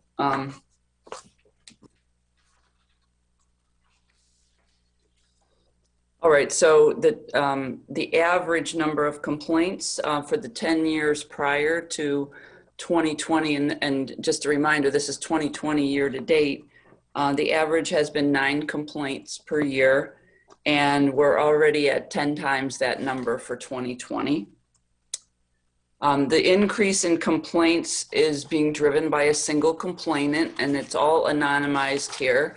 But in the logs were shared with council, and I sent it to you all as well. This is what I shared was a condensed and anonymized version of the logs. So it's complainant number 3 in the anonymized log who is driving the increase in complaints. 86% of the complaints have come from that one individual. And if you removed all the complaints from complainant number 3, we would be at 12 complaints year to date, which is within the range of the prior 10 years, because the range on those was 3 to 13. And again, that's recognizing that it's only year to date for 2020. Likewise, the increase in appeals is being driven by a single appellant. So complainant number 3 is anonymized also as appellant number 1, and all the complaints except for 2 of them are associated with this one individual. As those who have been on the CPRB in the past know, sometimes some years we don't have any appeals. We've had very few appeals. So this is a dramatic increase in the number. Now, what I also shared was we tried to categorize or to what I want to say. Yeah, I guess categorize the types of complaints so that you get a sense of, and this is important to me, I hope it's important to you. This is what I was trying to make clear to the council, is that, and I'm focusing on complainant number 3, and again, this is year to date, about the types of complaints. So they run the gamut, right? So some of them are administrative and procedural complaints, and those can be complaints that process wasn't followed, things were done in untimely way, things like that. There's other complaints that are associated with driving and minor traffic infractions by individual officers, some of which are the officers are identified, some of which are the officers are not identified. Those are generally a turn signal wasn't used, the officer rolled a stop sign or was perceived to be speeding. So that's another category. And then there's the April 10th incident, and then there's misconduct and other. So those would be anything that is more of a more significant nature. So I don't believe I ever used the word frivolous. I was trying to make a distinction of this along the continuum of what's significant and what's less significant. And we have 89% of the complaints are what I would call less significant. And when we are dealing with the challenge of, I mean, you have assigned yourself, some tremendous tasks of taking on, the processing the resident's petition to, you know, to reform the CPRB, wanting to beef up the annual report. We have all, you know, we have a backlog of Carol, not to dwell as much in the responses to the situation, but the Okay, first question I had on Monday on this was, this is complaint number 3. What does the other types of complaints that we've had? Scott and I started doing that with 2019, and we did some. But I think that it's one thing to do complaint number 3, but to do overall, I think that's part of the report that we're looking at that Scott was talking about, right? 2019. Well, both in 2019, but every year that we would classify from everybody what kind of behavior, if you will, is being spotted by complaints as to what the police department is doing. Right. So do we have that yet on the others? That when you have 12, a sample of 12, you can't really, percentages don't do as much as, you know? Right. So I think that we have, I think that you can bucket the complaints so that you can see for prior years if you want to put them into these categories. But I just want to make the point of why I think this slide is significant, which is you have a lot on your plate, right? And staff has a lot on, we have a lot on our plate, and we have lots of things we want to do. And it's a question of how do you want to spend your time? And that was the question that I put to the council. And because as you know, Tony wasn't here, but Ricardo and Scott were here, where I was trying to create this sort of administrative category of complaints. And because I just think there's a distinction in terms of the commitment of time in processing those. Yeah, you made that point. I felt the council strayed a lot from that question that you were asking. Yeah, I was trying to stay very clear about, this is about time management. This is a math problem. We only have so much time. How do you want to spend it? So anyway, so then there's 2 things being accomplished on this slide. On the left-hand side, it's the conversion rate of complaints to appeals. So you'll see that the conversion rate for the appellant number 1 is very high. Many of the complaints get converted to appeals. In prior years, as I mentioned, even though, as Ricardo said, you know, the numbers are so small, doing percentages doesn't really tell you a whole lot, but we've had so few appeals that you can tell the conversion rate in the past has been very low. Is this from all 7 years that you had done, or this is? This is just this. Just lack clarity as to what the data is based on 2020 or in all the years that you put in the first chart. No, this is just 2020. This is 2020 year to date, the conversion rate for things getting appealed. And then on the right-hand side is taking what has been appealed and chunking it out in the same way that I chunked out the complaints on the prior slide. And then this is the just a back of the envelope. There's no more science to it than what you see on here. We estimated an average amount of staff time per complaint, 6 hours in processing it. That's in the intake, that's in the posting, that's in the you know, whatever correspondence gets sent, that's in the investigation and so forth. That's everything to getting to a decision. And we just kind of averaged, again, not a lot of science to this. This is just a kind of a back of the envelope, $75 per hour. That's wages and overhead. And then there's an average cost per complaint, and then that's multiplied out. And then we see that the cost for 2020, based on these, you know, rough averages and so forth, we do not time keep on this in any way. Okay.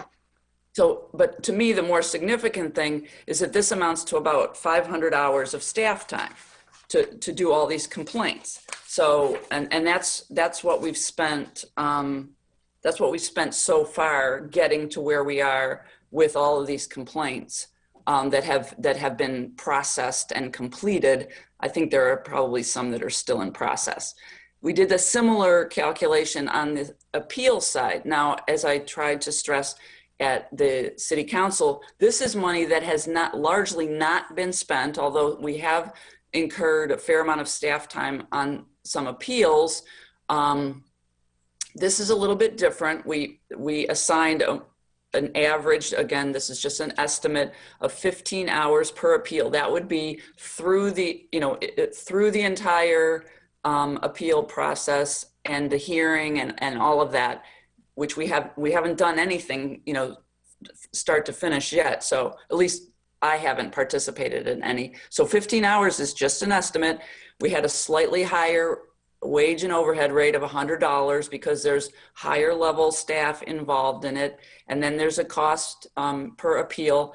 We estimated an average cost per appeal to the hearing officer of $500. Now, again, we anticipate that we're going to be grouping these. So say we had grouped, we had successfully had a hearing for 6 appeals. We think we would have gotten a bill from the hearing officer for $3,000, and that would have been parceled out on average per appeal, $500. That's just an estimate. But the idea is this costs real money. If we go through all of this, this is a real cost to the city, and it doesn't include your time at all, which I don't want to minimize it. That's a real cost. But this is also, this is more staff time, and that amounts to, if we had all of the appeals that are currently needing to be processed, that's 900 hours of staff time.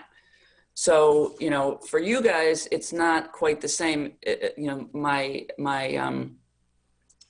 The issues are not quite the same. It's your time, and how do you want to spend your time? When I was talking to council has other things that they would like to accomplish that are outside of CPRB, but it's the same staff.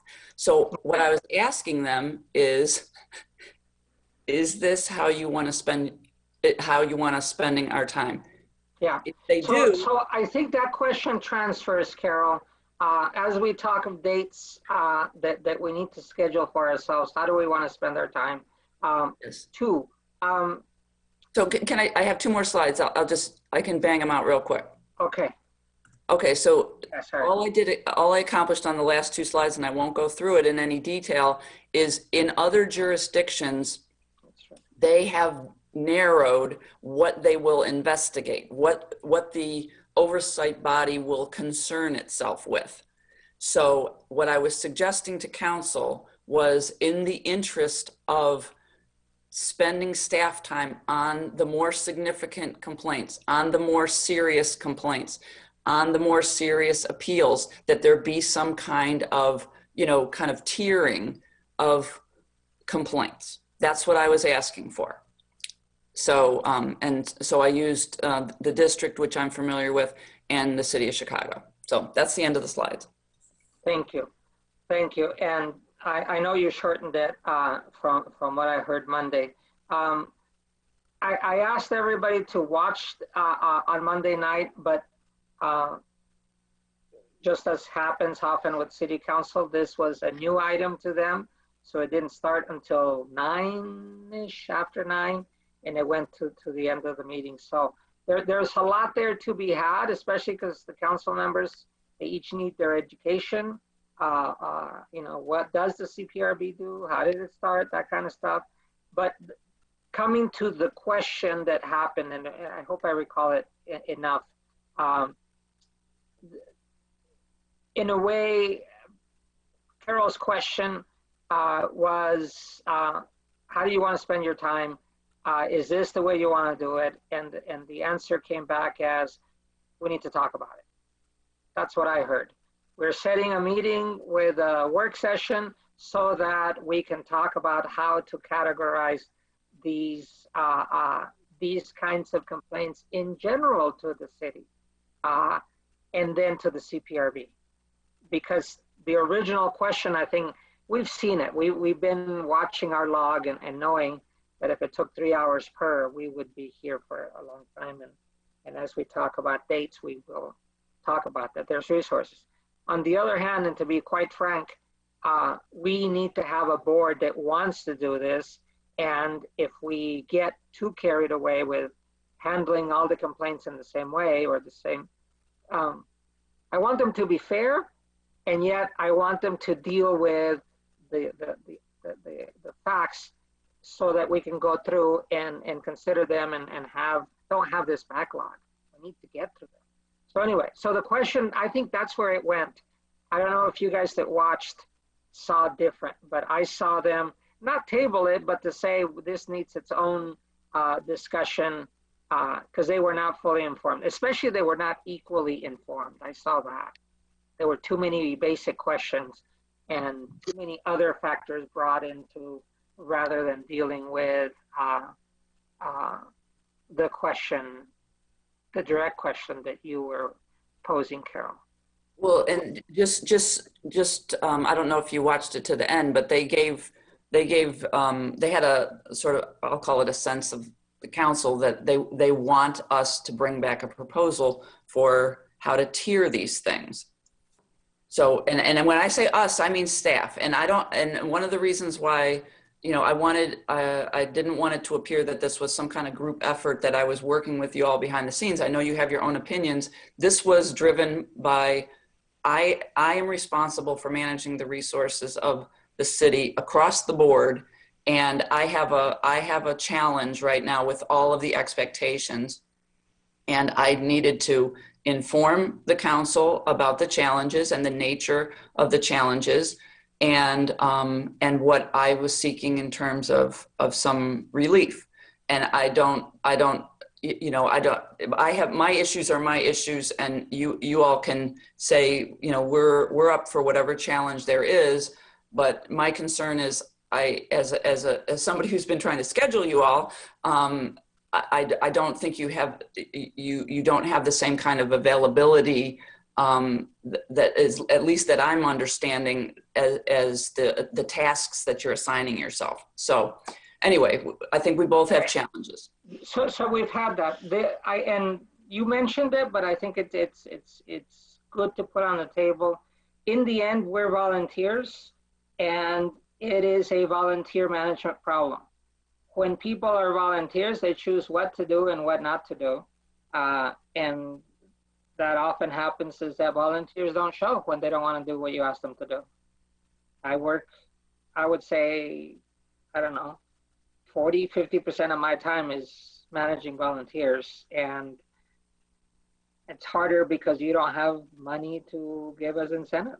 You just can't do it. So for me, your voice as to how much you want to do, in this case, not only Scott and Tony, but Katrina and Daryl, we need to decide what to do. And the last time, and as we put forward hearing dates for this last one and thereafter, I have worked to group them and ask Carol to prepare information so that can be presented as a group rather than as each one.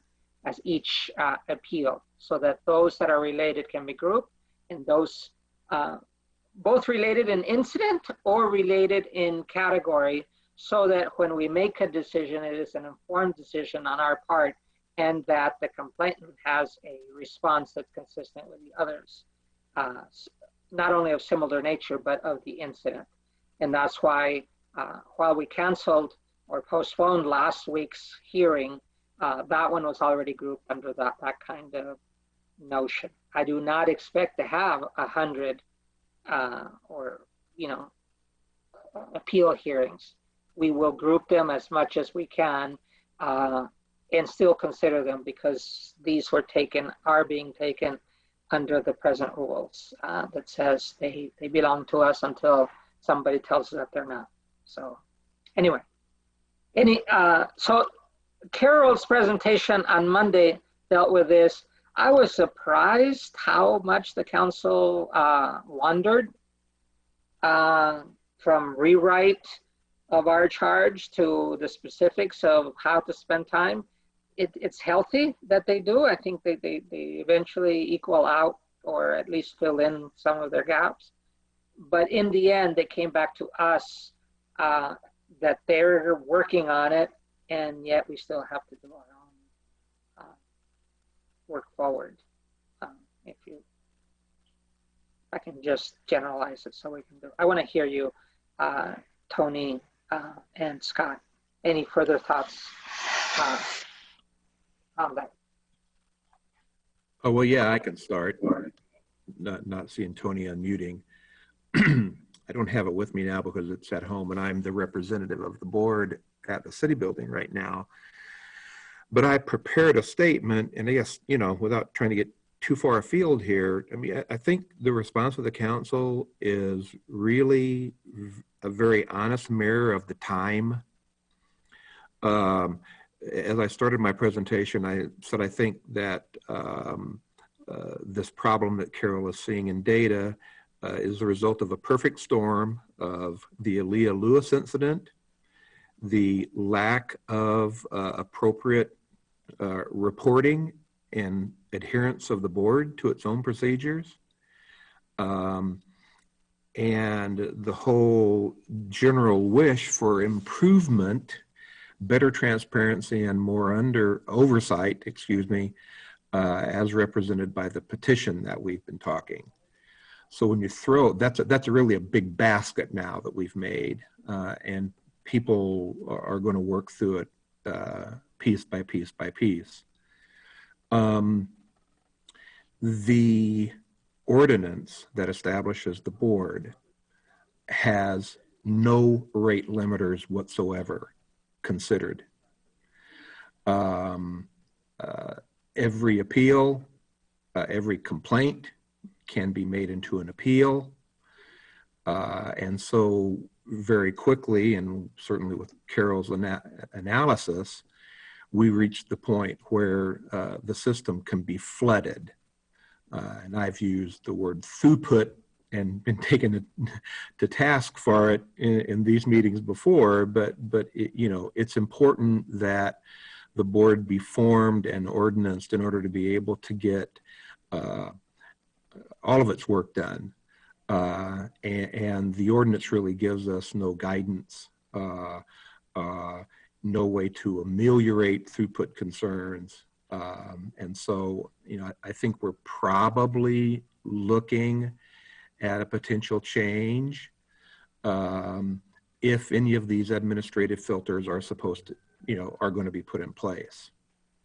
Now, if you believe, as I do, that the CPRB is the central repository for complaints inside the city of Urbana, facilitated by the HRO, I think we can imagine a system where even what you might call minor complaints can be dealt with fairly and concisely and responded to, so that we really speak to the true citizen concern of what those individual incidents are. I do not believe that all of those complaints, the ones that we're looking at now in our hopper for 2020, are ones, frankly, that merit appeal or even should have the option to be appealed. And so the rubber is really hitting the road in that last statement as to whether or not we want to make a statement to the city council about some sort of, and I think I may have been the first one to use the word triage, actually has to be written in the ordinance in order for us to be able to get the rest of our work done.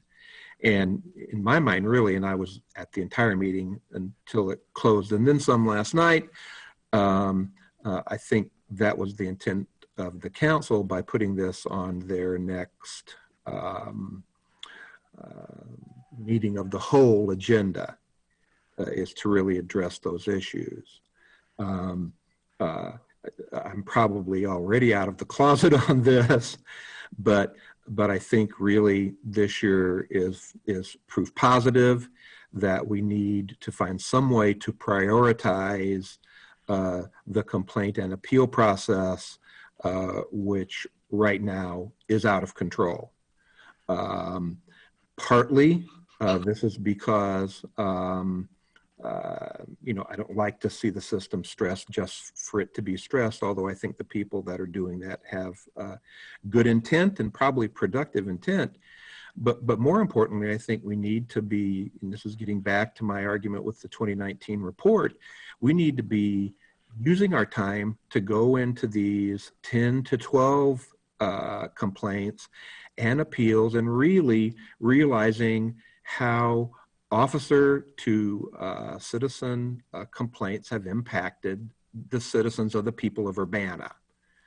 And I don't think we can do both of those things, AKA manage tenfold increases per year in complaints and still really take the time to evaluate singularly the complaints from the other, let's say 10 or 11 individuals that are just getting buried in this mountain of complaints that we have.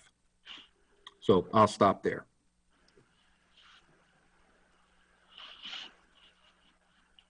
Your turn, Tony. I just leave myself unmuted, but I like to hear others before me. Yeah, I mean, the grouping of the complaints and prioritizing them, I think can, that might allow us to really deal with the more serious complaints before, some of these, quote unquote administrative complaints. I haven't gone through all of them myself, but if they're going at everyone's word about the level of seriousness of some of them, if the complaint or if the ordinance doesn't preclude us from prioritizing, I don't think the ordinance states it's first in, first out as far as complaints. So, and as long as that's not being abused, to try and keep a few complaints, hanging around, and it sounds like, if there's 4 major groupings, and if 40% of them are lesser complaints or appeals, that may be able to be handled together fairly efficiently, then, maybe it's not as a large of a task as it looks like on paper. I don't know. I mean, it just... Yeah. So that's why we need to have, and I want to move on to looking at the dates. As we get experience doing these hearings, doing a hearing, we will get a sense of what they are and what we're dealing with. It's one thing to read it. I think it's a fairer situation when we hear both complainant and the police investigator on those cases, or city staff, as the case may be. So I propose that that this is good consideration. We will need to make some decisions, but I feel like we need a little bit more experience handling them so that we can then do. I do not see on the ordinance any direction so far on the cases. There is not even a calendar one. There is for filing and all that, but for our job, we just need to do them as quickly as possible. So why don't we? And we talk about dates to handle some of these, unless somebody else has, or I'm open to hear somebody else before we move on to that. Okay, if not, let's talk dates, both for next meetings and for hearing dates, because without a hearing date, there's going to be no progress on these individually. So as far as meeting dates, we had a doodle poll. We had, we're normally meeting like we were meeting on the 4th Thursday, but that, that would be Thanksgiving and that would be Christmas weekend. So we have a couple of dates proposed and I'd like to solidify them for meeting. So those dates are for our regular meeting. And before I forget, yes, Tony, I think we should try to get a regular hearing date to make progress in them. But for right now, this is what we have. So let me see. November 18th. Let me see. Yeah, November 18th at 6 o'clock would be our November meeting.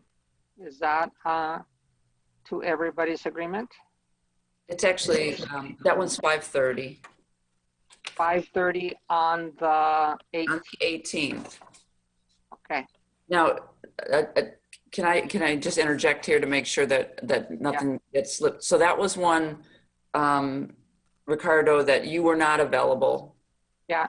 So I've gone through the doodle results and I've changed my stuff around. So I'm going to say yes to the 18th because we have a majority of people already on it, and I will usually try to, conform if I can. Okay. So November 18th is our next regular meeting. The next one, the December one, we are shooting for December 17th. Also at 6 or at 5? The 17th is at 5:30. Yeah, I wrote them down. So, confirm Tony Scott. We have one other one that voted, and we were pending Daryl. As I said, he is, I hope he's all right. Okay, so we've got our 2 monthly regular meetings scheduled. Yeah, and it looks like one of them, given the previous discussion about as the topic of working on petition and possibly making it a more open meeting, a more work meeting. Okay. All right. I have not received confirmation yet, but we are,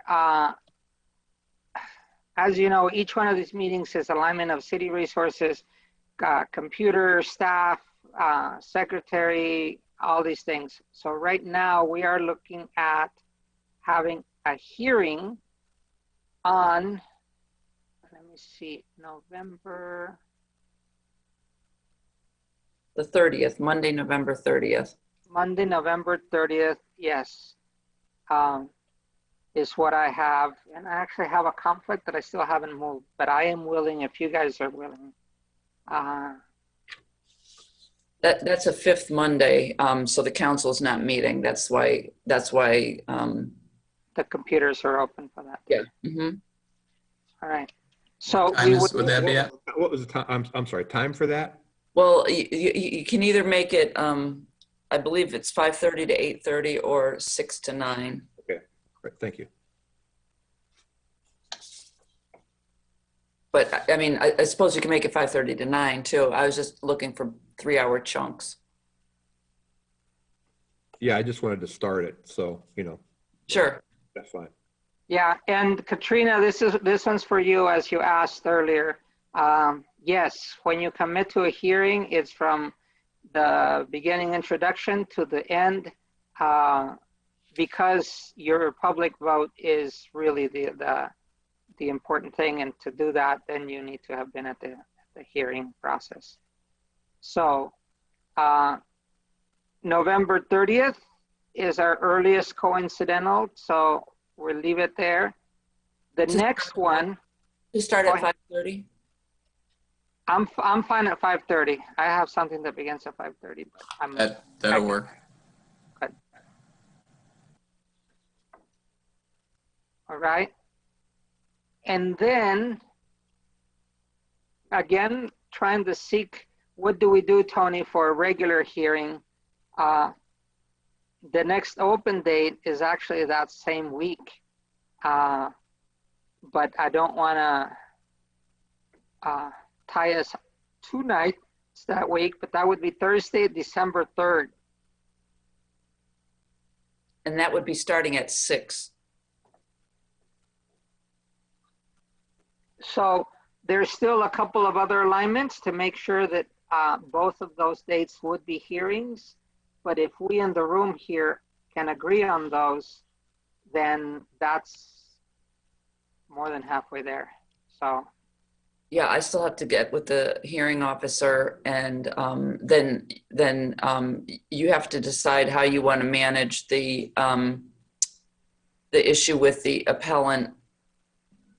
That you have to decide how you want to manage the issue with the appellant. Yeah. Just leave it there. so by putting it public now, we start with that process.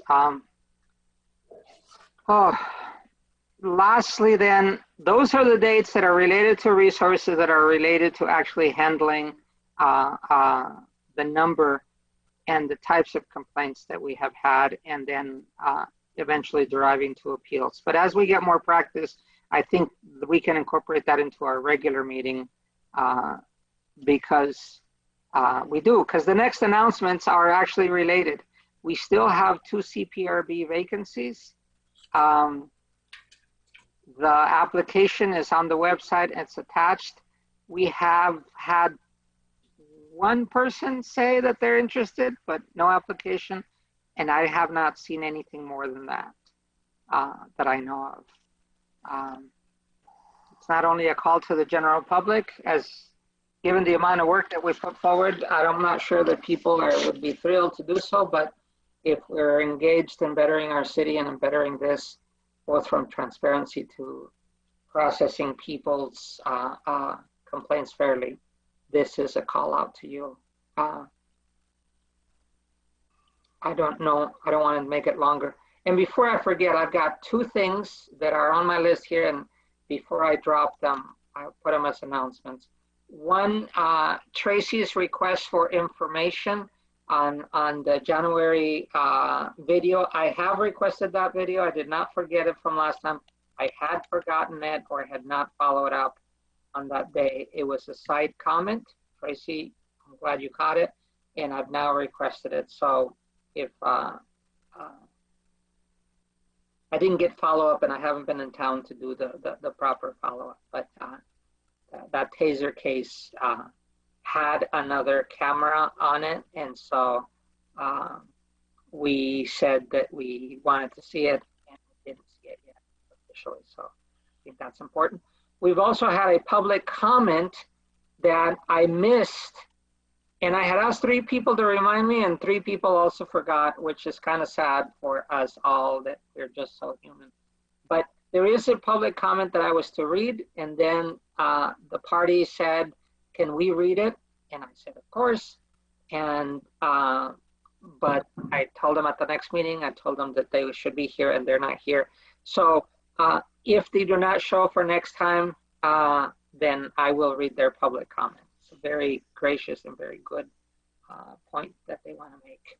So please put it on the agenda, public comment, that we need to have that missing public comment already.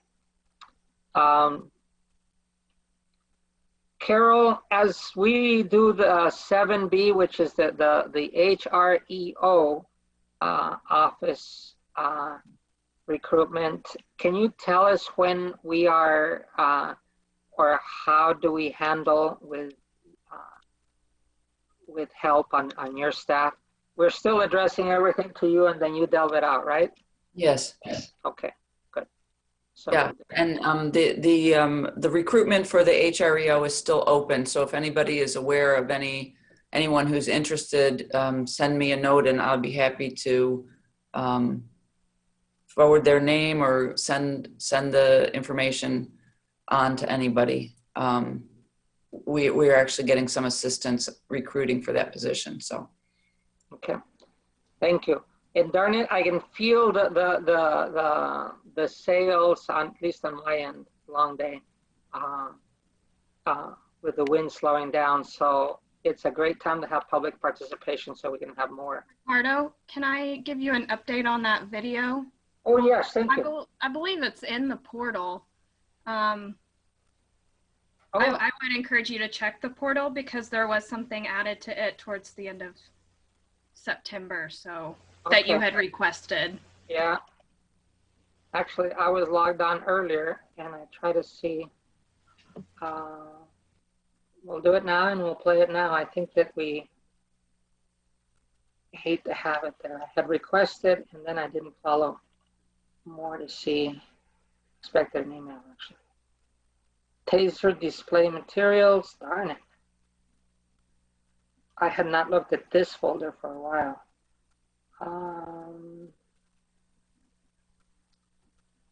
This is the early one, 17.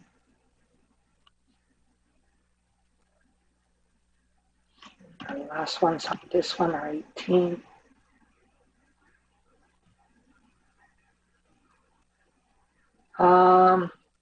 I believe that was the 2019.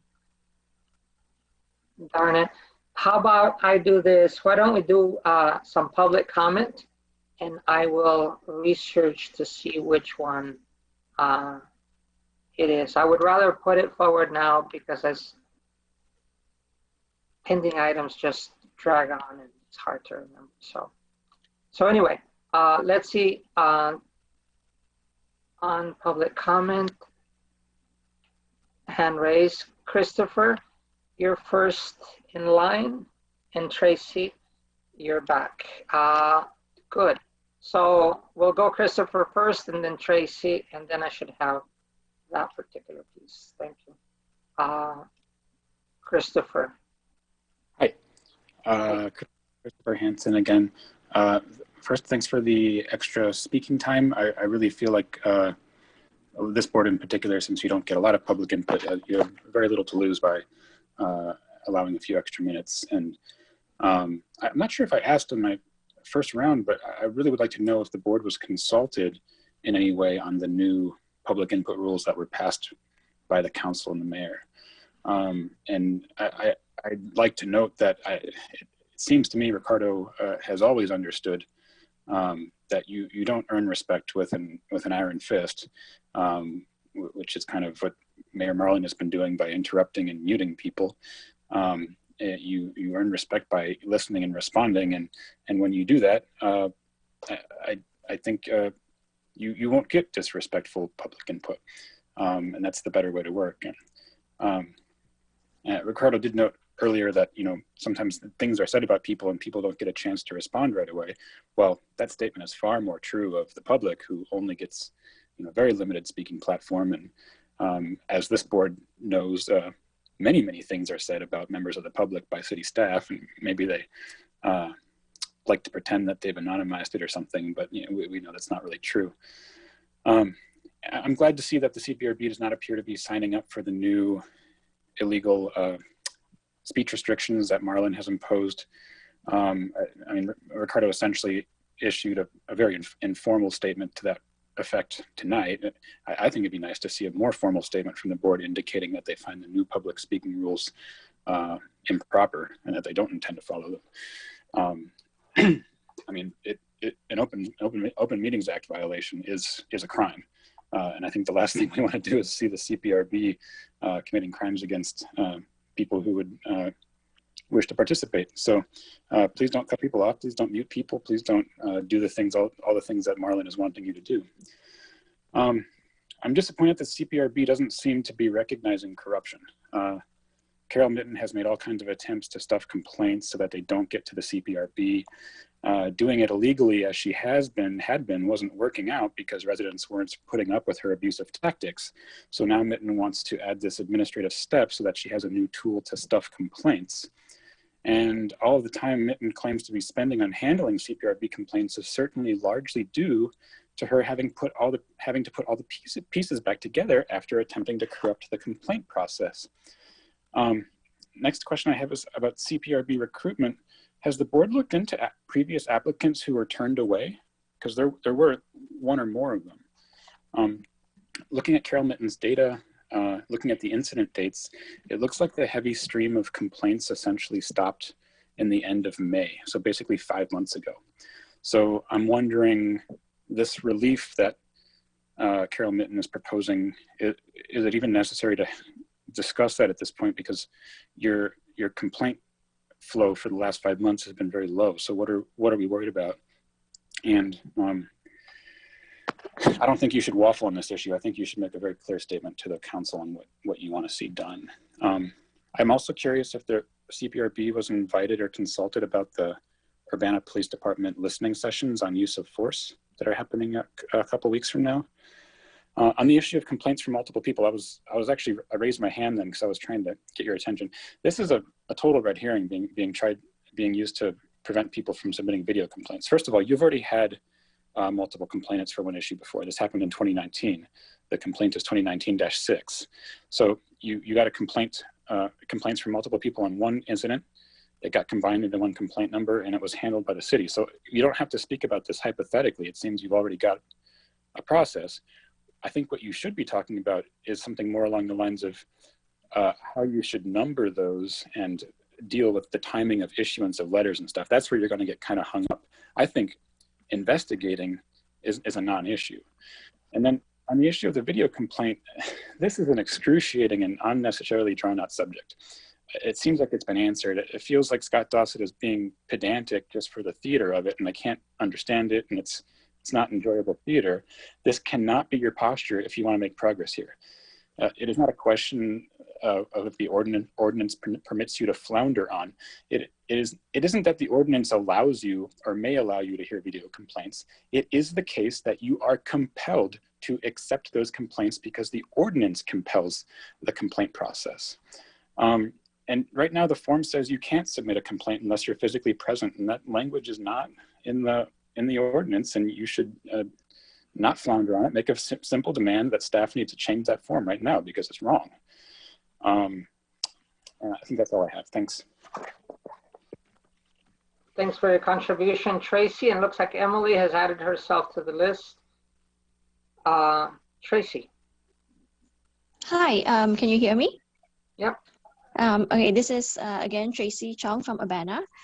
First, thanks for this second public input session. It's really useful to be able to listen to everything and then speak about what has just been discussed.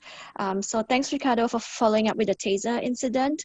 And also, I'm glad that the board agrees that the first-hand account allows for a resident to file a complaint based on video, and that it can be done without a change in ordinance and just clarification on the form. So that's good.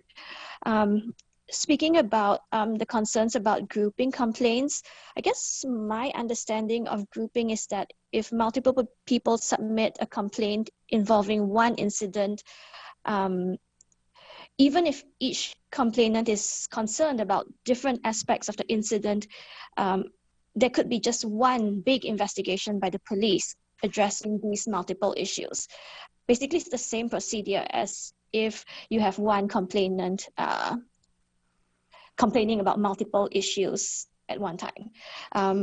So then the finding letters issued by UPD would then be addressed to each individual complainant as needed. So there's no mixing of personal information to each complainant. I guess that's a suggestion.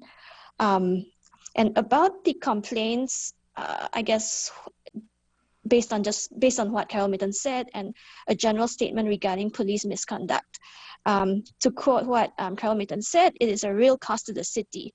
Then I guess this should be a lesson to the city. It should be, and it should be the right thing that there are consequences to police misconduct and the mishandling of complaints. If police officers do something wrong, yes, we should expect complaints. And as long as UPD leadership doesn't believe in the accountability of the officers, and as long as they refuse to investigate the officers, and as long as city staff and the police chief continue to say that we are not accepting this complaint or we're going to consider this complaint less important, then yes, there will be more misconduct, thus leading to more complaints. That's really an easy way to lessen the amount of resident complaints. Number one, just hold the police officers accountable. If police officers know that there will be consequences, this hopefully would lead to fewer cases of officer misconduct. The answer to this problem is not to stop receiving complaints. I think it's ridiculous that the answer to the problem of complaints against police officer misconduct is to kind of spin it and think of a way or create an ordinance to not deal with the complaints instead of addressing the misconduct so that it does not happen again. I guess that's all for tonight. Thank you. Thank you. And thank you, Tracy, for also staying with us until late again. It's hard work. We understand, and I very much appreciate the follow-ups. So thank you. Emily. You have to unmute. Hello. Yep. My name is Emily Close. I live in Champaign. I listened and watched Monday's council meeting, and I wanted to weigh in a little bit on the CPRB discussion. First, the city administrator suggested solution for getting a grip on this deluge of recently filed complaints seems to be to ask the council for an amendment to the ordinance so that complaints judged less important will be rerouted. So the question becomes, who gets to decide the importance of any given complaint? Who has the wisdom of Solomon to decide which complaints are nuisance complaints? The DC model I don't think is ideal because that's a much larger metropolitan area than Urbana. So I think I would continue to explore looking for a model in a city that's more in line with the size of Urbana.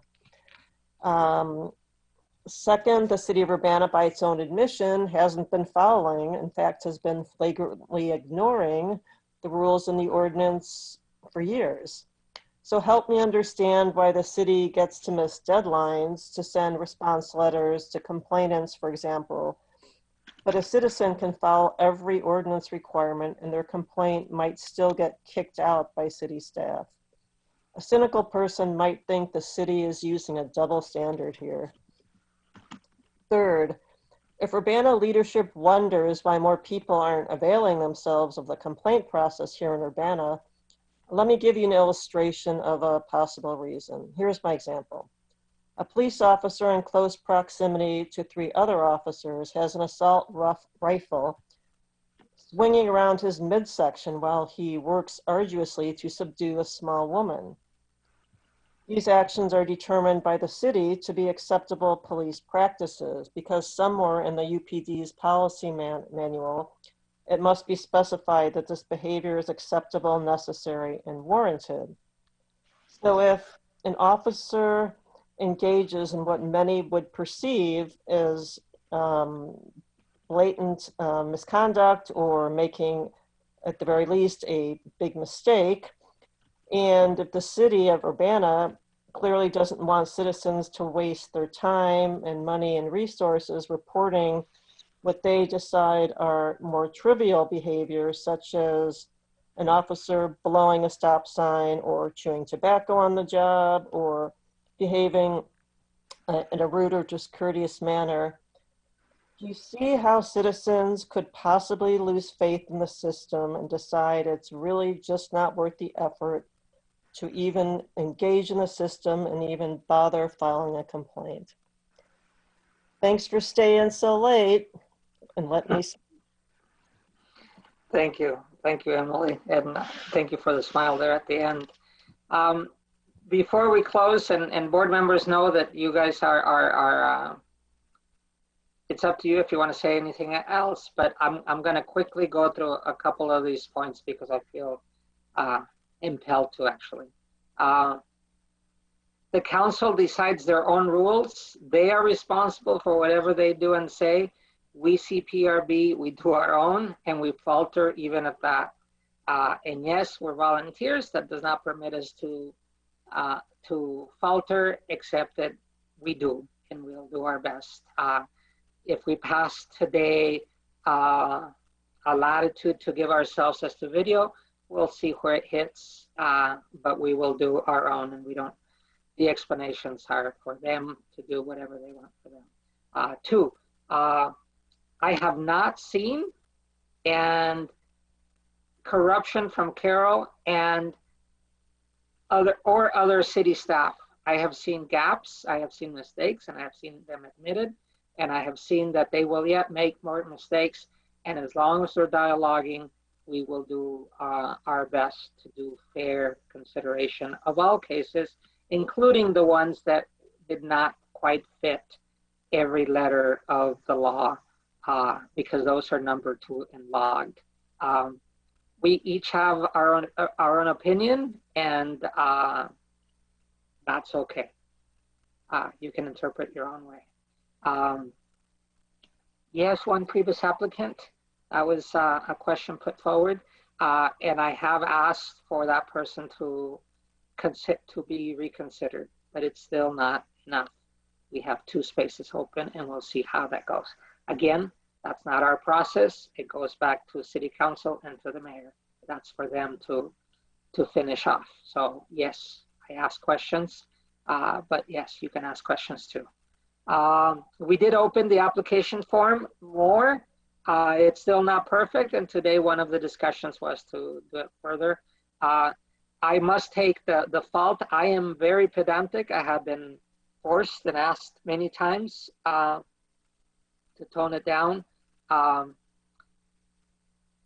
I'll take that fallout. The use of force listening sessions, we were not formally asked by council or the mayor.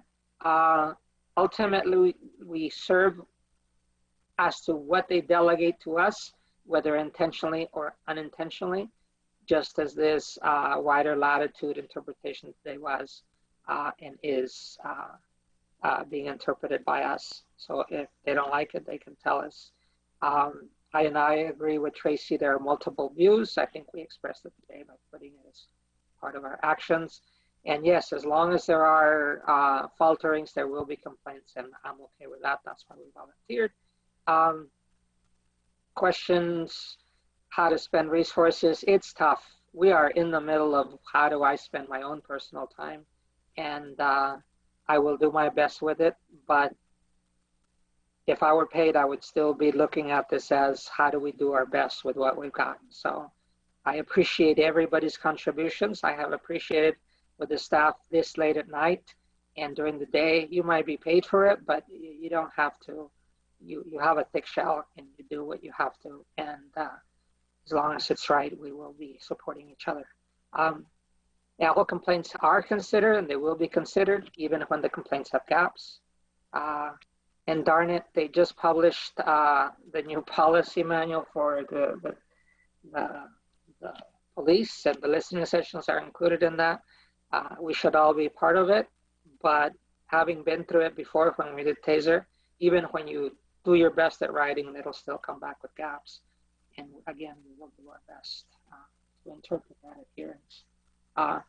These are not apologies. This is a sincere explanation that we will each do our best. And unless I see ill will, I will consider each person's present here as to doing their best too, and we collaborate. So that's my final words. Anybody else have anything else before we close?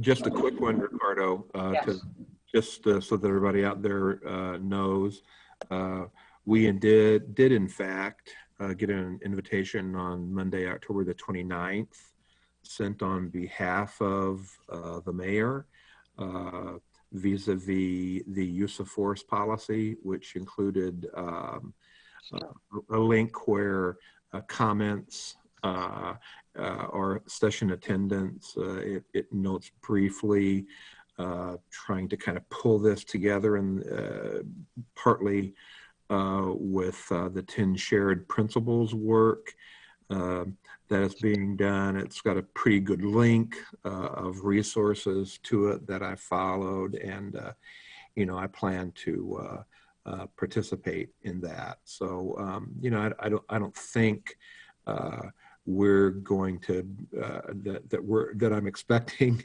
that we're going to have planning privileges on that kind of stuff, but we got good notification. The material is clear, and it's obvious that a lot of people are getting on it, and so I think it'll be real interesting to see how it unfolds. Yeah, I also saw the ACLU statement collaboration. I think that's another good watchdog that we should support. So thank you. If nothing else, then let's move and close this meeting. So please do so. Motion to end. Second. All right. Are you there, Tamara? I am. Tony Allegretti, Yes. Ricardo Diaz, Yes. Scott Dossett. Yes. All right, we're adjourned. Thank you, everybody, for hanging on. We will yet do better work. And so we just keep at it. Thank you.